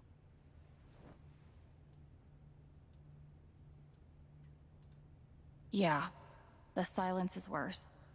I need to get some air. If you're giving the 1 bit just so that you can get the icon next to your name, bear in mind that you can get After different summoning all my icons strength next and to your name for willpower, larger amounts of I'm bits. now ready Just to saying. move from the bed to the rooftop. Do Got something on our phone need now. a Charlotte Harmon portrait? I kind of think I need a Charlotte Harmon portrait. Hello friends, I've decided to open back up to commissions. I think we're all looking for ways to stay busy right now, and making art has always been my favorite method. So please get in touch if you want a portrait. I try to keep my rates reasonable, and I offer a discount first-time commission. Awesome news. When should we call the shop? Shut up, Ashley, you're a bird. Birds don't talk. That works fine. It's 3,888 bits. I wonder if that varies by channel and if I can change it. I could have sworn that there were smaller rewards at other channels. That's like $40 total. Which I could have sworn I'd gotten bit badges on smaller channels for like giving a total of $5 or something over time. Alright. Jesse, where to go? Hey Haven, the Record Traders is currently accepting applications. Priority will be shown to applicants with previous retail broadcast experience. Fill out an application on our website. We'll be conducting interviews next week. Oh, that's Steph leaving. Dope. Okay, so I'm definitely applying if you're hiring 16-year-olds, lol. But is there like a sudden opening? Who left? Nobody just left yet, but to be honest, I'm kind of eyeing the exits, looking for new adventures. Oh geez, I'll miss you. Back at you, kiddo. I've got some continued support for you. We have issued a statement. The phrase recent events is doing some work in this post. Due to recent events, the Black Lantern will remain closed to regular business until further notice. But I still get to live here, right? Can I just get the bar? Do I inherit it? If this was like an old school isometric role-playing game, you would totally just inherit the bar and that would be your thing now. But only if you were like the right kind of class to run a bar. It never ends. Statement regarding the ongoing investigation in Haven Spring. We appreciate the community's concerns. Details are still emerging and we are cooperating with the state police. We currently have exactly as much information as any of you.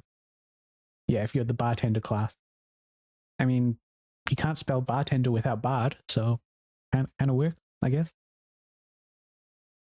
It could be a barbarian, I guess. I don't know. Gunnison County Sheriff. Addendum. State police have tapped Deputy Jason Pike to provide assistance in this case, and as such, management of this account has been handed over to another deputy. While we acknowledge that Deputy Pike has come to occupy a special role in the Haven Springs community, we urge you to direct all inquiries through official channel. I just don't understand how all of this could happen under your nose. What is going on here? This is not an acceptable statement. Nothing but respect for our boys in blue. Singular boy in beige, who does Typhon's tune. I think these two had a back and forth earlier about being a bootlicker or whatnot, and hating the police, or unconditionally supporting the police. Mm. There's no way the cops didn't know. There's something they're not telling us. Follow the money. Drop your tinfoil hat, you loon. I mean, they're right in this case for sure. He does. He wears beige. Yeah, I wonder where the I guess maybe it's more city cops that wear blue. I don't know. Eleanor Lath. Hello, neighbors. Thank you for making last night's spring festival such a resounding success. Now comes another annual tradition, cleaning up after ourselves. Need volunteers. Drop your name in the hat. Really hungover. Got to open up the bar. Sorry, darling.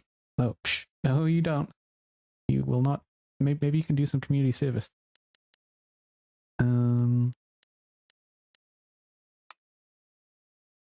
Oh yeah, this is all from yesterday. I guess I didn't have a lot of reception when I was shot in the head and dropped down a mine shaft. Yes on jobs, yes on prosperity, yes on expansion. You do realize that expanding mining operations outside of Haven is a temporary fix, right? That's not even considering the environmental impact. Do you have any proof? Plastic. So it's good to have support for your statement, but like there's a strong tendency in a certain kind of online argument for one side to not provide any proof themselves, but also use do you have proof as their one argument. They're basically just putting the burden of proof on you without actually caring about it. I don't keep citations ready on the off chance I encounter someone who isn't willing to accept the truth. That's what I thought. I'm so sorry I worried you all. Hey, anyone seen Alex today? We agreed to meet up last night, but then she ghosted. Super not like her, kind of freaking out. Oh no, have you contacted Jace? Called a cell, no response. Try 911 next. That's troubling. Haven't seen her. Keep me posted, will you? Boo. Boo, Jed. I bet Steph wishes she could reword that. But it's pretty funny.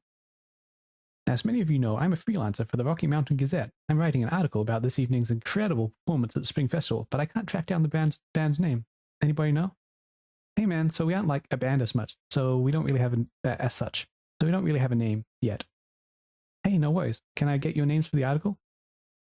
I'm Steph Gingrich, the brains of the operation. My muscle is Alex. Lol, she's gonna die when she sees this. Seems reasonable.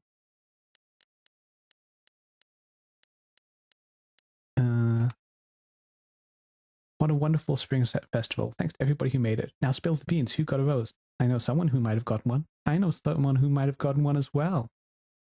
Hang in there, bud. That's Jelly Beans guy. Oh, hey, he got a $100 gift certificate. What's he sighing about?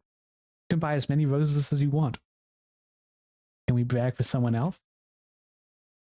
I don't see why not, as long as that someone has given their permission. Hey, Steph, do I have permission to brag about the rose you got last night from your Lol, come on, man. That's a no. I think we're otherwise all caught up. Here's the brains and the muscle. I think this picture didn't load last episode. Now we get to see it.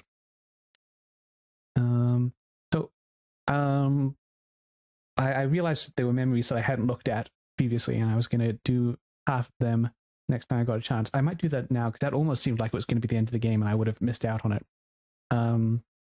These are those objects that have a emotion memory stored in them.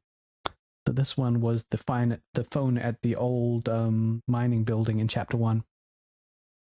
Sometimes you can just feel the gravity of what someone is about to tell you before they say a word. It's in the way they breathe, the empty space they use to choose their words. You start to feel afraid because you know that whatever they're about to say is going to change everything, and the moment lasts a million years. Then your wife says, "I'm pregnant, Jed." And maybe at first, those words are like something in a different language, a tone poem without any concrete significance. Maybe it takes a minute for you to remember what pregnant, and a minute longer to realize how it applies to Anne, how it applies to you, and then maybe your first ridiculous thought, even before "I'm going to be a dad," or "we're so much older than I thought we'd be," is, "We should call him Ryan. I had an uncle named Ryan. Good name." And then maybe you cry because everything is so big and the whole shape of the world has changed. It's true. There's it's like 250 gigabytes of memories in this one. I'm surprised that they could fit any memories at all in that old model at the mine, though. All right. What else do we have? Ducky's memories about this old paper, the tontine that he's in. For those who don't know, tontine is if you last person, a group of people, the last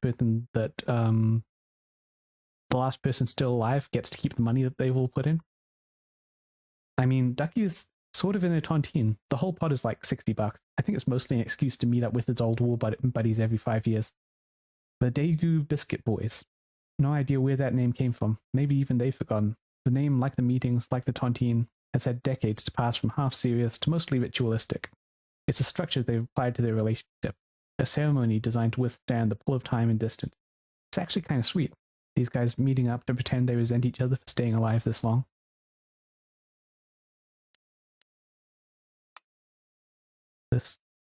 Oh yeah, the appointment slip of resentment. This was outside the florist on the ground. God, she actually believes that the shit about sharpening your teeth. You know, I thought for a minute that I could appeal to her conscience. This would be so much easier with her on our side, but I felt her disgust at herself being so weak, her ambition to be the sort of person who can do what needs to be done for the good of the organization. She doesn't hate Typhon as much as she hates her own guilt. Fine, it's good to know where she stands. This actually probably would have been good to think about, that there's not really a conscience to appeal to there. This was a appointment slip for a psychologist meeting where she was talking about how the real problem is ever feeling guilty about having to hurt people because you have to. It's a tough world, and the only way to survive in it is that is to be tough, sort of thing. And she kind of wishes she was tougher than she is. Mom's keys. That's from this one, and I actually didn't read this one. I think I was too young to really understand what she was telling us. I think I knew that sick people went to the hospital, and I didn't want my mom to be sick. That was the extent of it. Damn it. She knew she was dying. Even if she told us that everything was okay, she was thinking about how many seconds she had left with us. She needed us to believe things would be okay. She wanted to give that to us. A month, maybe 2, maybe 6 or 7. Where we could just love our mom without ever wondering when she'd be gone. She did it for us, but god damn it, I wish she hadn't. Maybe if I'd known, I would have soaked more of her up, kept more of my memories of her safe.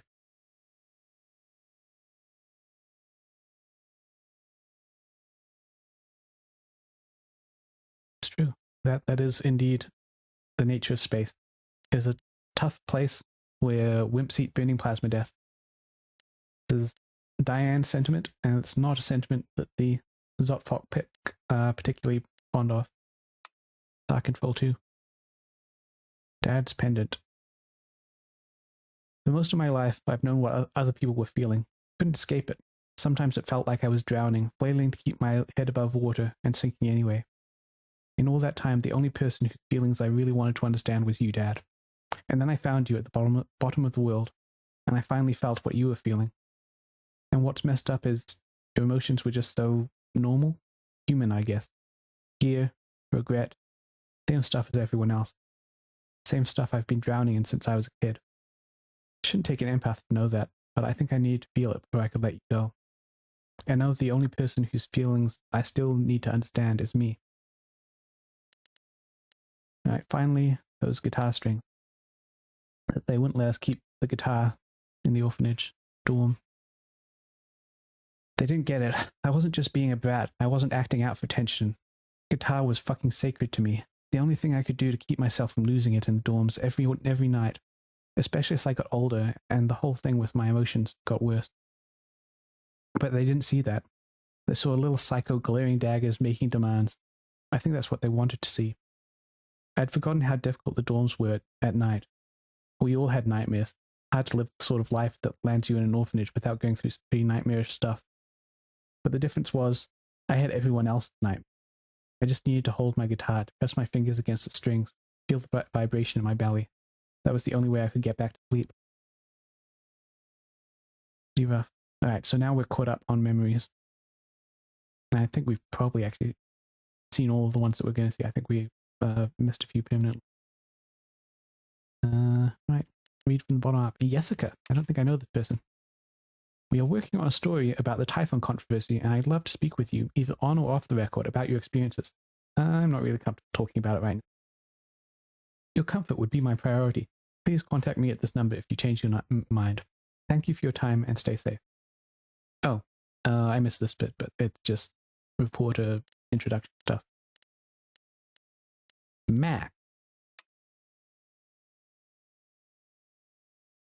Hey Chen, didn't think you'd actually take down Typhon. You're braver than I ever imagined. Now you owe me a job. I'm glad you're okay, really. Ah, thanks, Mac.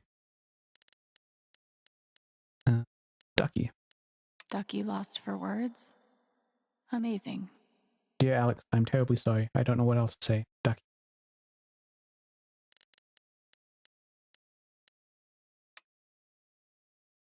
Charlotte. I'm going to just read lol as if it's... I mean, lol is from like a previous account, but I'm going to read it as if it's the first thing she says after that meeting. Lol, I don't even know what to say, Alex. My heart breaks for what you have endured. No one should have to live through that. But just remember that Ethan and I are here for you. Thanks, Jar. What you did wasn't easy. I won't forget it. That's right. She actually stood up and, yeah. She's the only one other than Steph? Oh no, the cop as well. We made him unafraid.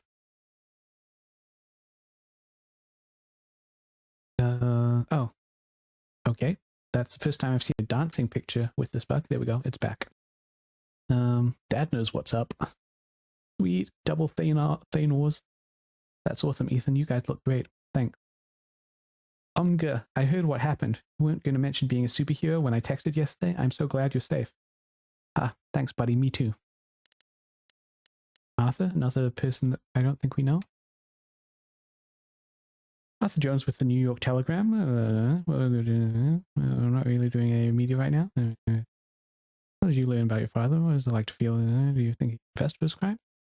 This caller has been blocked. You will no longer receive messages from their number. So this is kind of just these two exist just to put contrast on each other in the different ways a reporter can approach a source.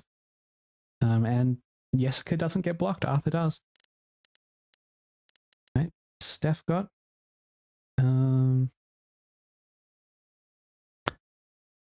You are incredible, and I'm here for you no matter what. Call me the minute you need anything. I know. Thank you for having my back. It meant so much. Of course. How could I not after everything? Heart emoji.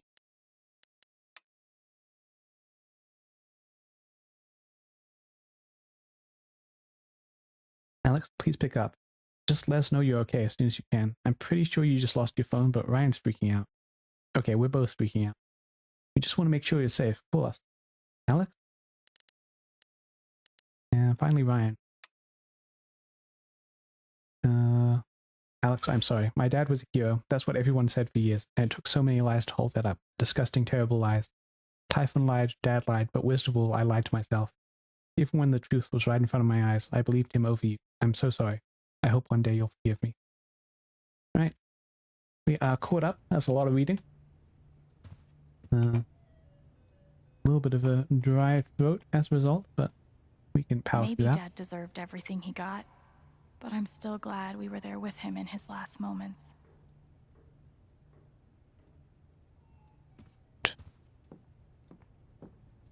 Maybe Salem would be cool. I'm already an expert in witch trials. I glossed over that thing. I guess in a way she was there in his last moments. He didn't know it, but he experienced it after the fact. You gonna have a Zen moment?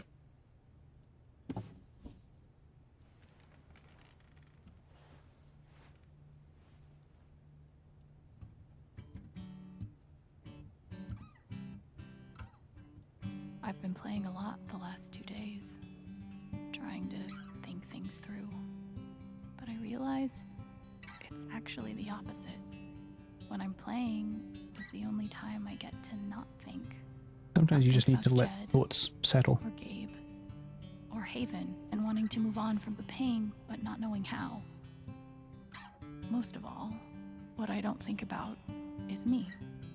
Because I've never been good at that. And suddenly, it's the only question that's left.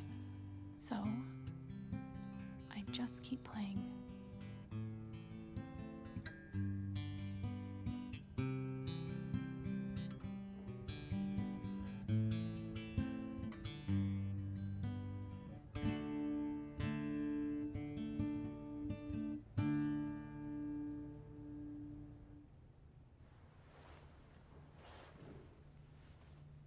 It's the same kind of thing that she was saying about the only person whose emotions she still has to figure out now is herself. Said that in one of the journal entries. I love this guitar, but if it starts asking me riddles again, I'm throwing it out the window. Knock knock is not a riddle. Dresser? Nope. This is the canon outfit. And I guess just tucking in at the front and not the back is just canon for Alex. Even though it was hard, I'm glad I let Charlotte overcome her own anger. I think it gave her the strength to support me. So I guess I made, in a way, the right decision with both of the options where it let you take away somebody's emotions. I let Charlotte keep her anger because I think she needed to work through that. But I took away the cop's fear. I think both of those were cases where they ended up supporting me. I think some of the other ones were just people that I should have engaged with more than I did over the course of the game. Hard to blame Ducky for remaining loyal to his best friend.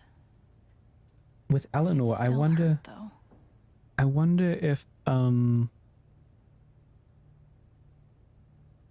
she would have supported me if she hadn't come to terms with her own illness. Because it sounded like she was talking about herself there, about accepting that your mind isn't working properly, that she has dementia.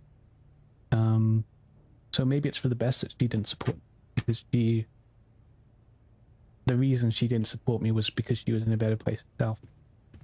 No, we've got an interview. I am now a double victim. First to Jed Lucan's horrible deception, and now to Tyson's attempts to scapegoat me for their crimes. But I will fight, tooth and nail, to She's been sharpening those teeth and nails. and my name is cleared. Thank you. Sounds like Diane is angling for a book deal. Hopefully it ends up in the fiction section where it belongs. I'll never understand exactly what happened to me down there, but I'll always be grateful. Oh. You ever swing a pick before, Mr. Chen, John, and no. But I'm a hard worker, and I learn fast, and I don't mind long hours. You don't have somebody waiting on you at home? No, sir. Well, John, guess you're a hell diver now. All right. Chad must have thought he was seeing a ghost the first time Gabe walked in. They look that similar. My jacket. I wonder who he would have been if things had been different. June or John, husband or widower, dad or whatever he decided to be instead. What if Mom hadn't died? What if they'd never come to the States? What if Gabe and I hadn't come along? Would things be different?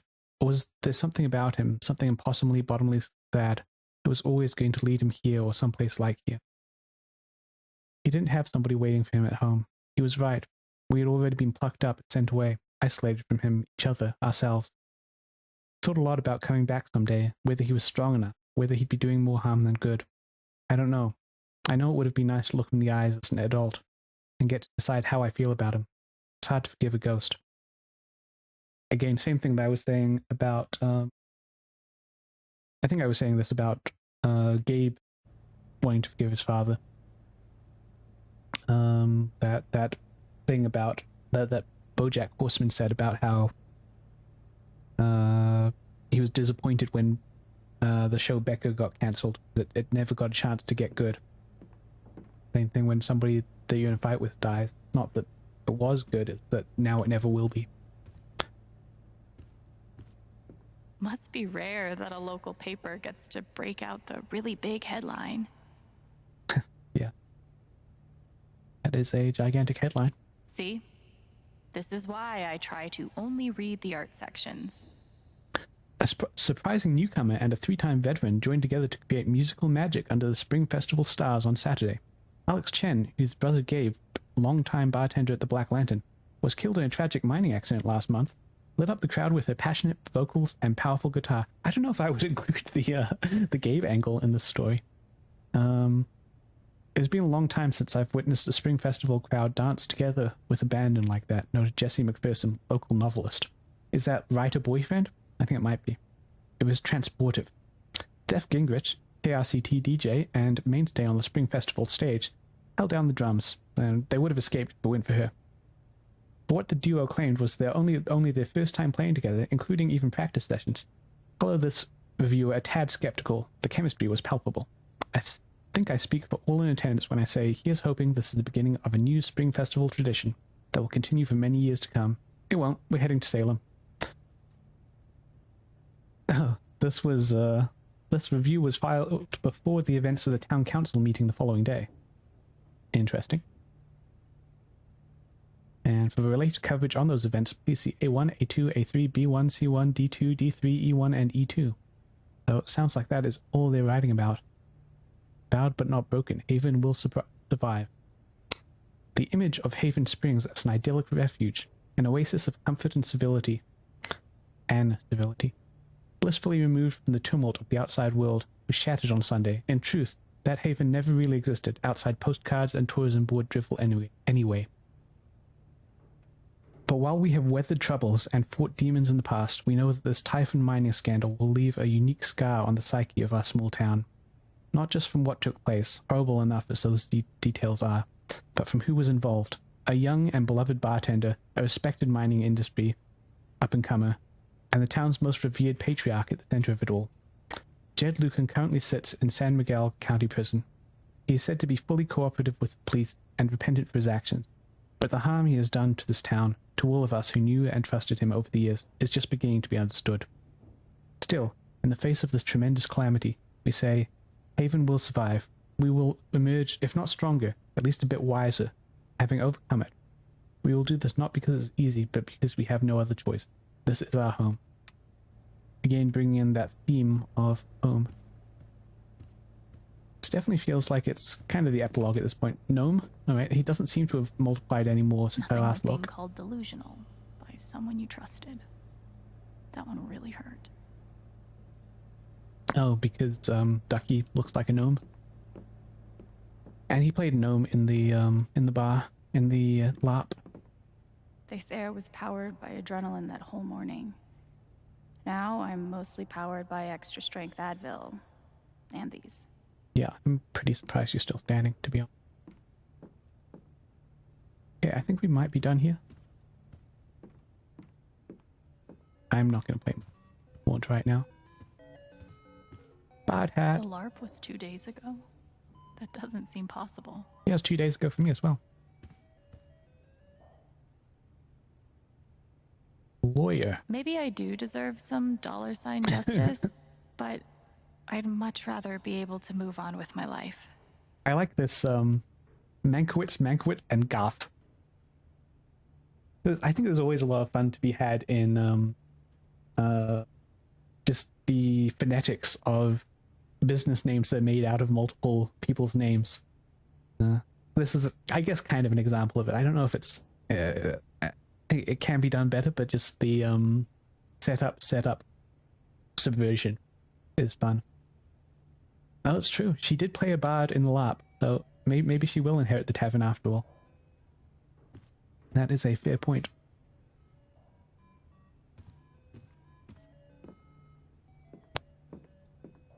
Norfolk and Charts.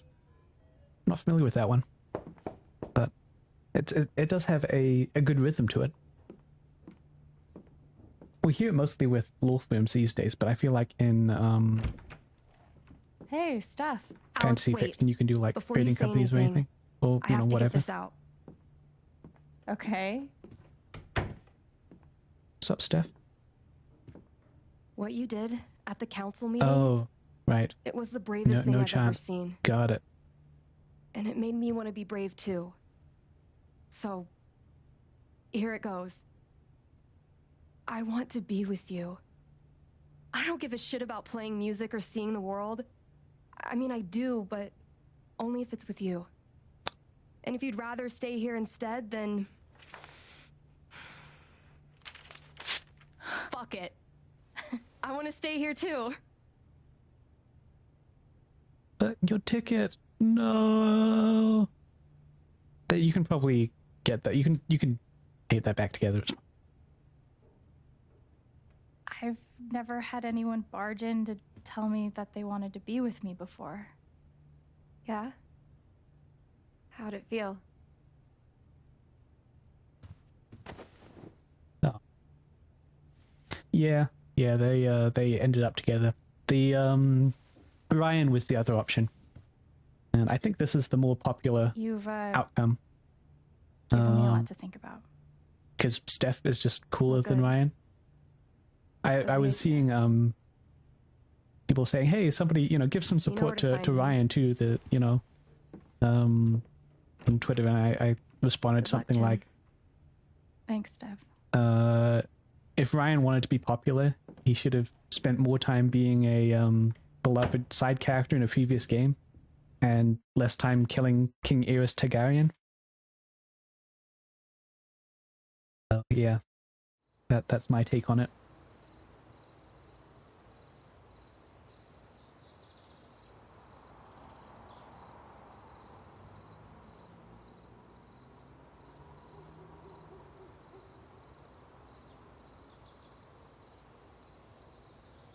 All right. Just tell me. No, that's true. That's true. Jamie does have the sister thing to worry about. My future. What to do? The night of the Spring Fest, Steph made a strong push for leaving with her. Playing on the road, the excitement of the unknown.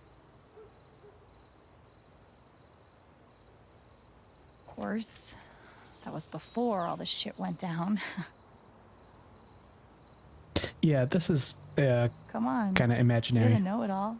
That is indeed Gabe, and he is indeed dead. So tell me. Actually, I do know what you should do. You should stay in Haven. I don't know. I like the Salem plan.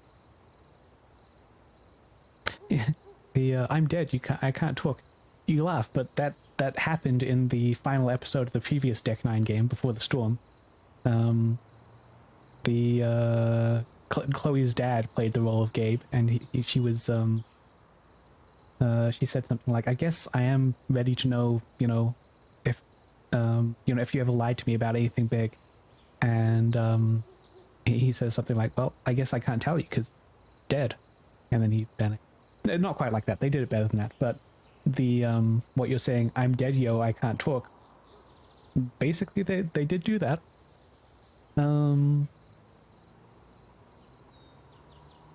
I don't know. I kind of dig that road trip, but then Steph has torn up her ticket now, so yeah, it's on theme. And I'm also kind of not a small town guy in general, so I guess the thing is that Steph, for Alex, this might be the right choice. Of course. You're right.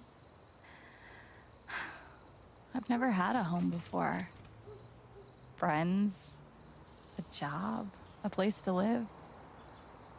Why would I give that up now?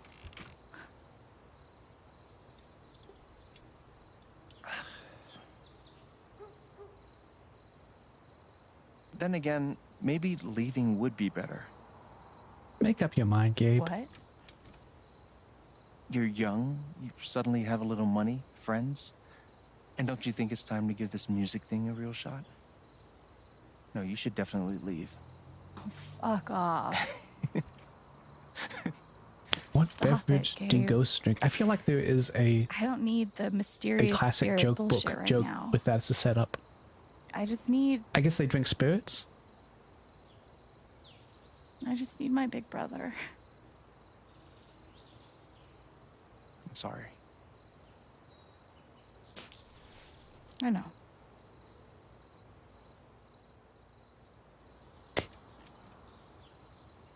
But here's something.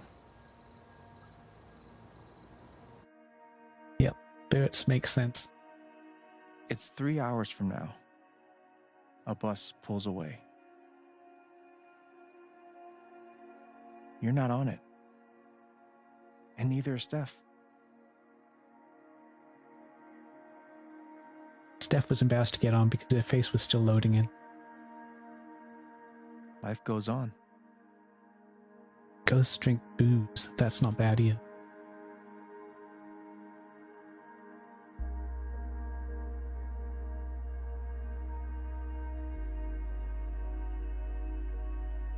You get a job working with Steph at the record store.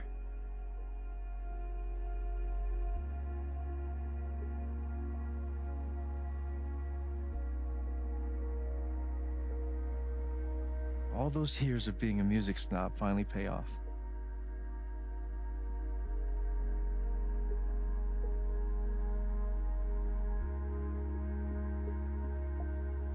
And little by little, time does its thing.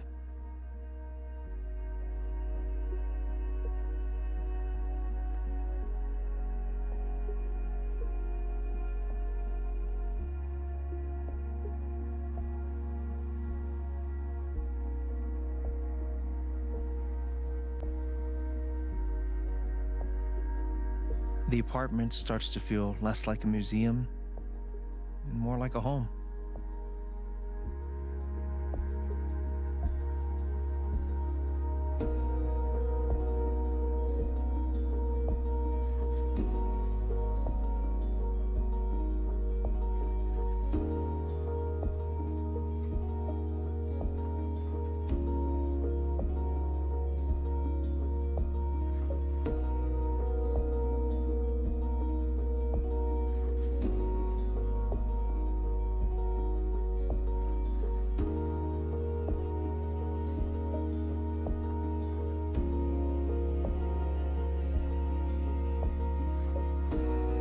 Thoughts of Jed, of Typhon, even of me, begin to fade into the background.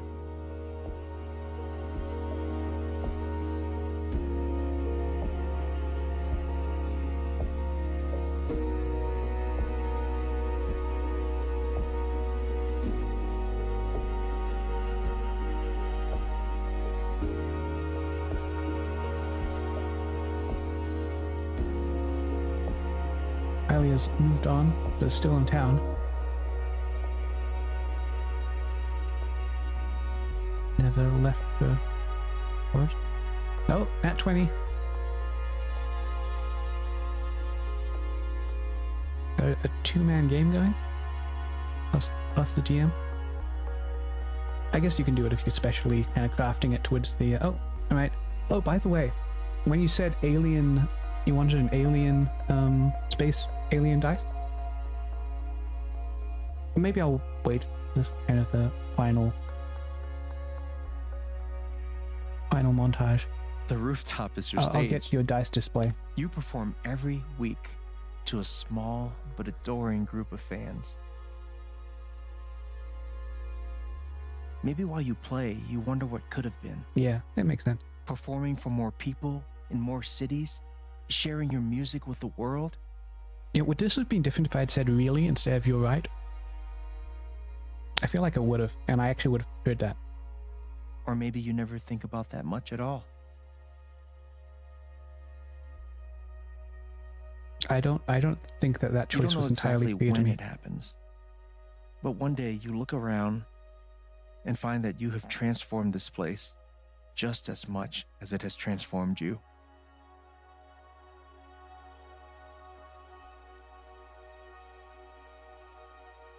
But again, one of the themes of this game was what does it mean to find a home?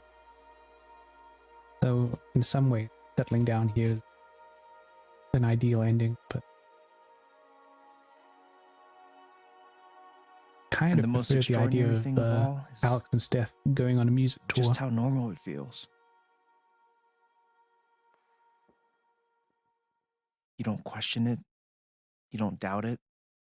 Or wonder what might have been. It's your life. The life you fought so hard to have. And for the first time in a long time, you just live.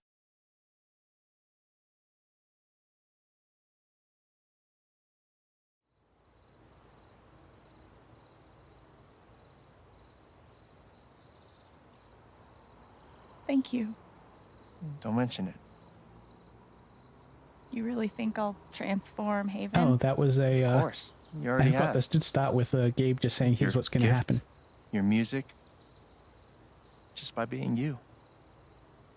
But Alex, that doesn't mean you have to stay. You have the potential to do that anywhere you go.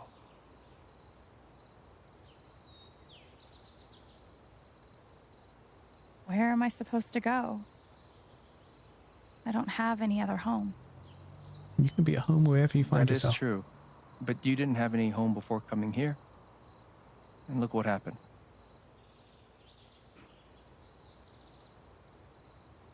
The truth is, there's no telling what that version of your future might be. The only promise is the adventure. So, what do you think?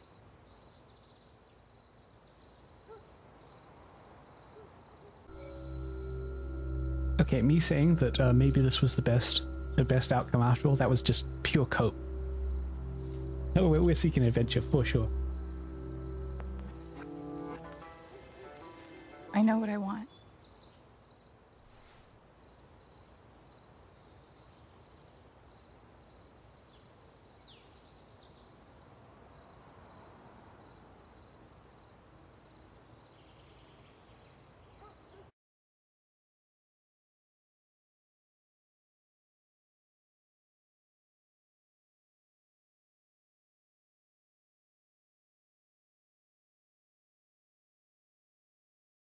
What's up, Jamie?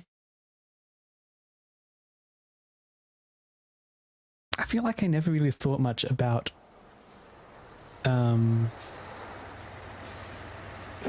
and Ryan's relationship over the course of the game. I don't know if that's on me or if it just wasn't developed. I really think about them as separate characters.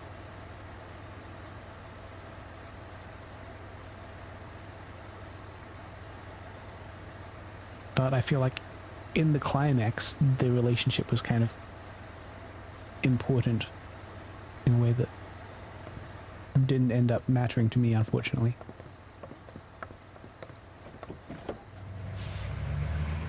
Very bus. Wow, such America.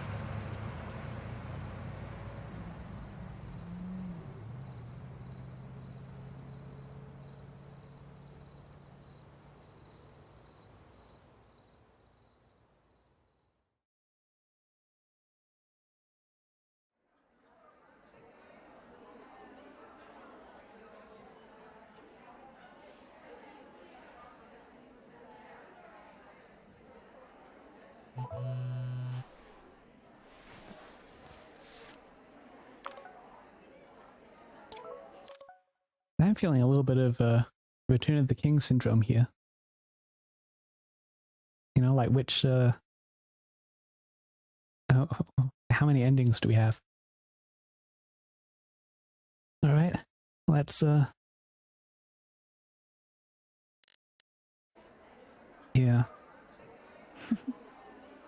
Yeah, that would be a good subversion if everybody thinks she's going to go out there and do music and it turns out got a comedy act. She's got that brick wall in the background. That's classic comedy background.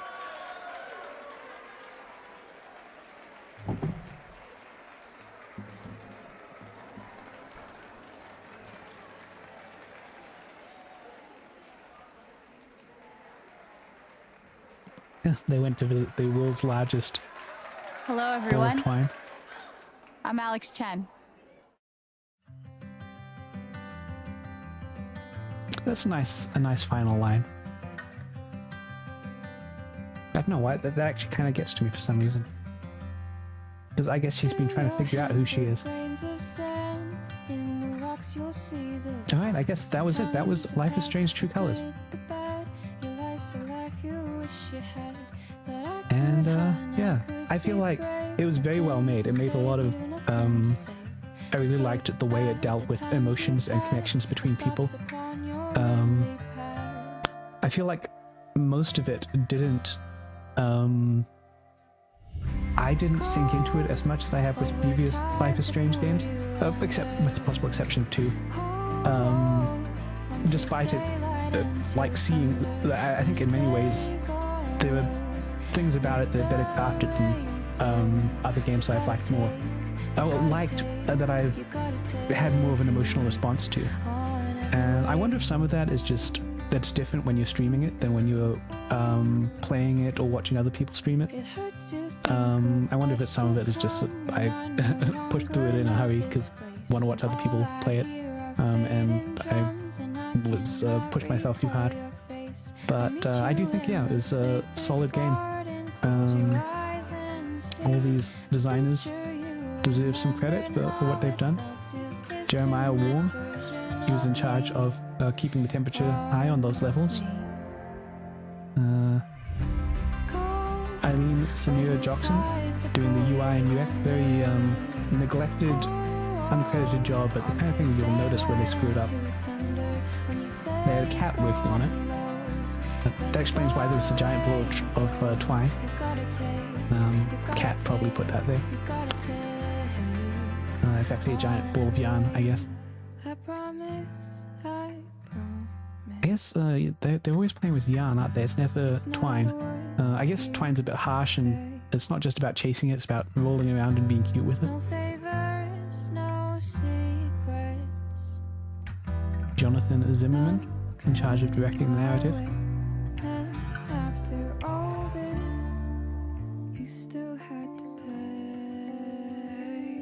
One change to the writing team is I know that on Before the Storm, Ashley Birch, the original voice of Chloe, was credited as a writer, because she couldn't participate with the writer's strike. Sorry, the actor's strike. But she advised them on what she thought that her character would do and react to things. I thought it was pretty cool. So obviously that will be a difference here, that we'll have the same writing team as Before the Storm, but obviously not Ashley Birch.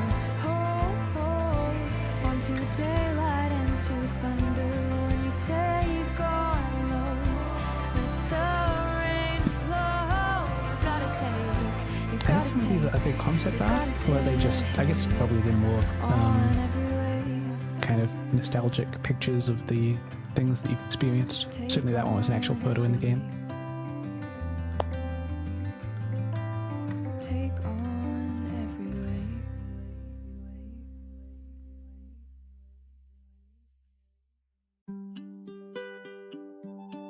Yeah, so I guess that is it. Maybe we'll space. Okay, it can actually kind of choose to fast, slow, fast, slow, fast, slow. Here we go. Erica Mori was Alex Chen.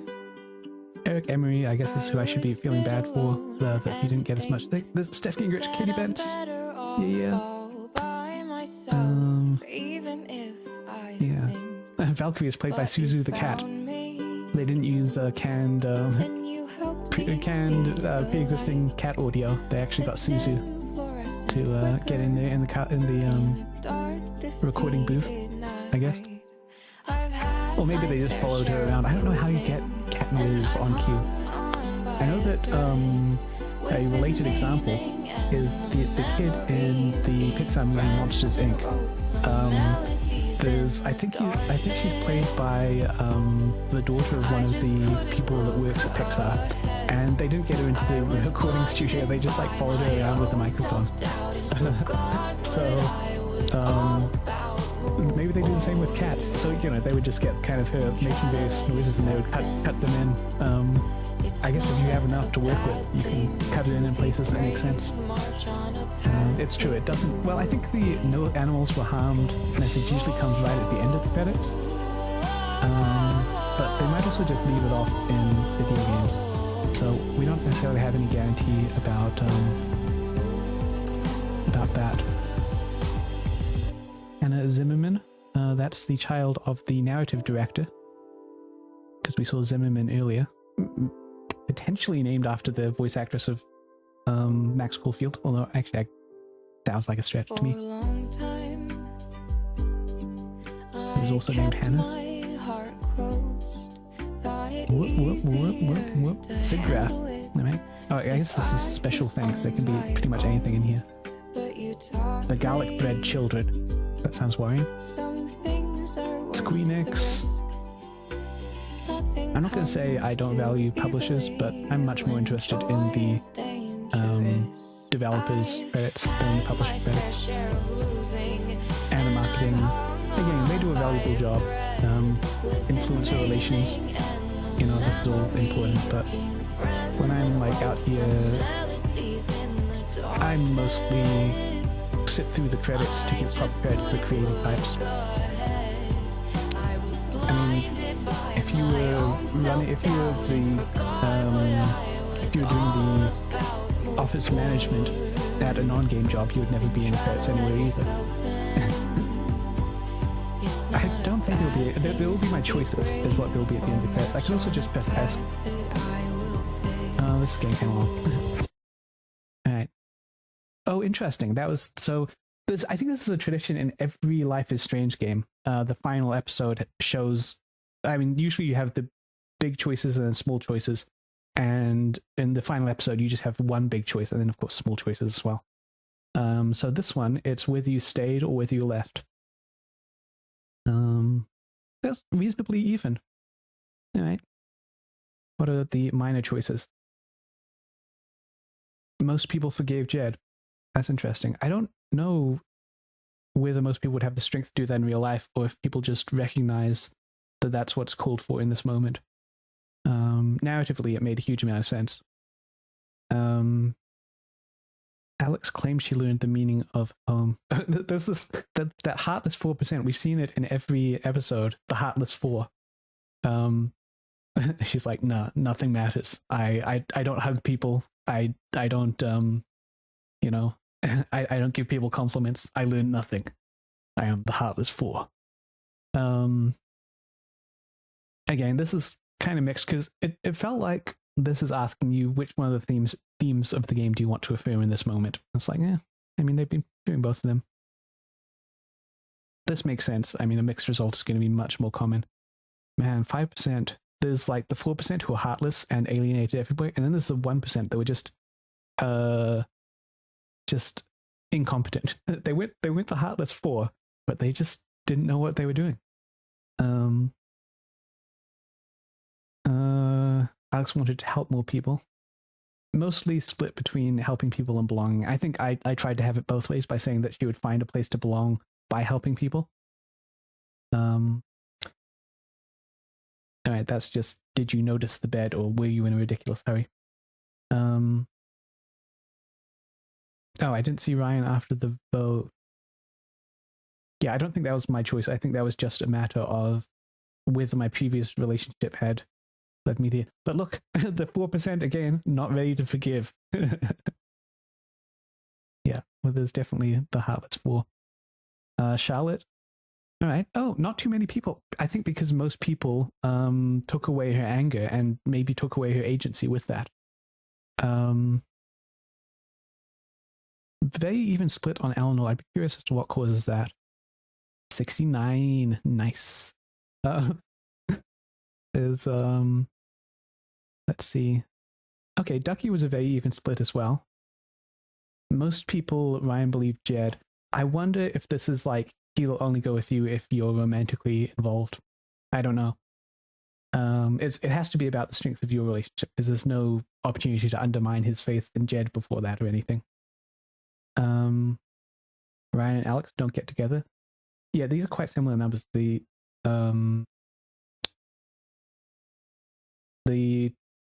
number that got Ryan to believe them and the number that eventually ended up with Ryan. So I think there's got to be some correlation there. Steph and Alex leave Haven together. That was actually the largest outcome of all of the relationship possibilities. So I guess we are done with this. I will be back this evening to play the bonus episode, Wavelength, which is about, I think it's a prequel episode about Steph. That's all I know about it. So that is that. Until then, we are done with this. I will head out and find somebody else to raid. And gonna go ahead and get my, come on, Stream Deck. All right. No, you're not gonna do anything. Come on, you can do it. Let's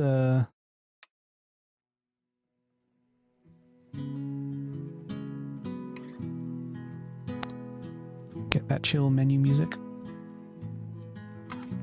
Switch over to the full screen. And yeah. Let's go about well, we'll quit. I would leave the game running in the background for a little bit of music while I find somebody to raid, but well, I believe it stops running if you alt tab out of it, which is funny because apparently when you close out of it, the music does still keep going. Ooh, psychedelics. Oh, I owe you a dice display, and because you previously asked for the Space Alien dice, there's a better response to that. Where's it? Very small, because it's hard to get. Here we are. This is a meteoric iron D20. It is a space alien. This is an alien dice from space. So that is much better than just getting a green shiny star sign dice. It is a lot of dice. I have everything between 1 and 20. I have multiples of several. And yeah. And also I have a couple of other things. Yes, it is a dice that is on a secret mission from uncharted space. I think with my earbuds out, I realized I speak louder than I thought I was speaking, which is probably fine. Browsers, man, you just can't get them to cooperate. It's unclear to me exactly what is causing the holdup here. I do have it set up so it's not opening all my tabs. Actually, it's just being silly. Come on, where are you? Browser open. Anyway, here's some of my other fun dice. While it figures out what it's doing. This is a one-sided dice. It is a Mobius strip. So if I'm hunched over, it's because my headphones are a Mobius strip. Oh, you know what? This one is cursed. It's also blowing out the camera. But you can see that there's a 1 there. I always keep it 1 facing up in memory of what it did. It knows what it did. The one-sided dice? Yeah, that would be a good way to justify your choices, wouldn't it? You just say, let me just roll this dice and decide if it comes up a 1, I'm doing this thing. It's a little bit like Two-Face's trick coin in The Dark Knight. Yeah.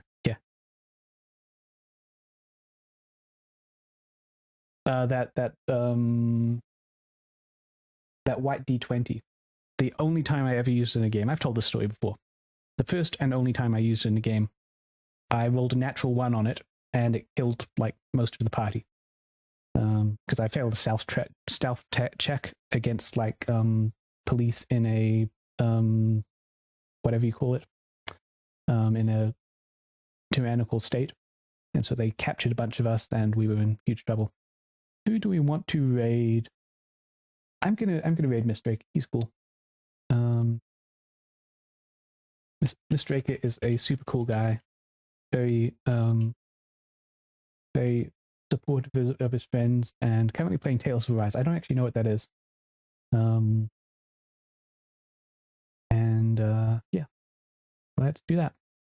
So again, we'll be back in a little under 4 hours, maybe closer to 3 hours. Depends. I sometimes go at 7 p.m. I officially start my evening streams at 7:30, but if I can start half an hour early, I do. And that is that. I will see you there for the bonus episode Wavelength. Bye.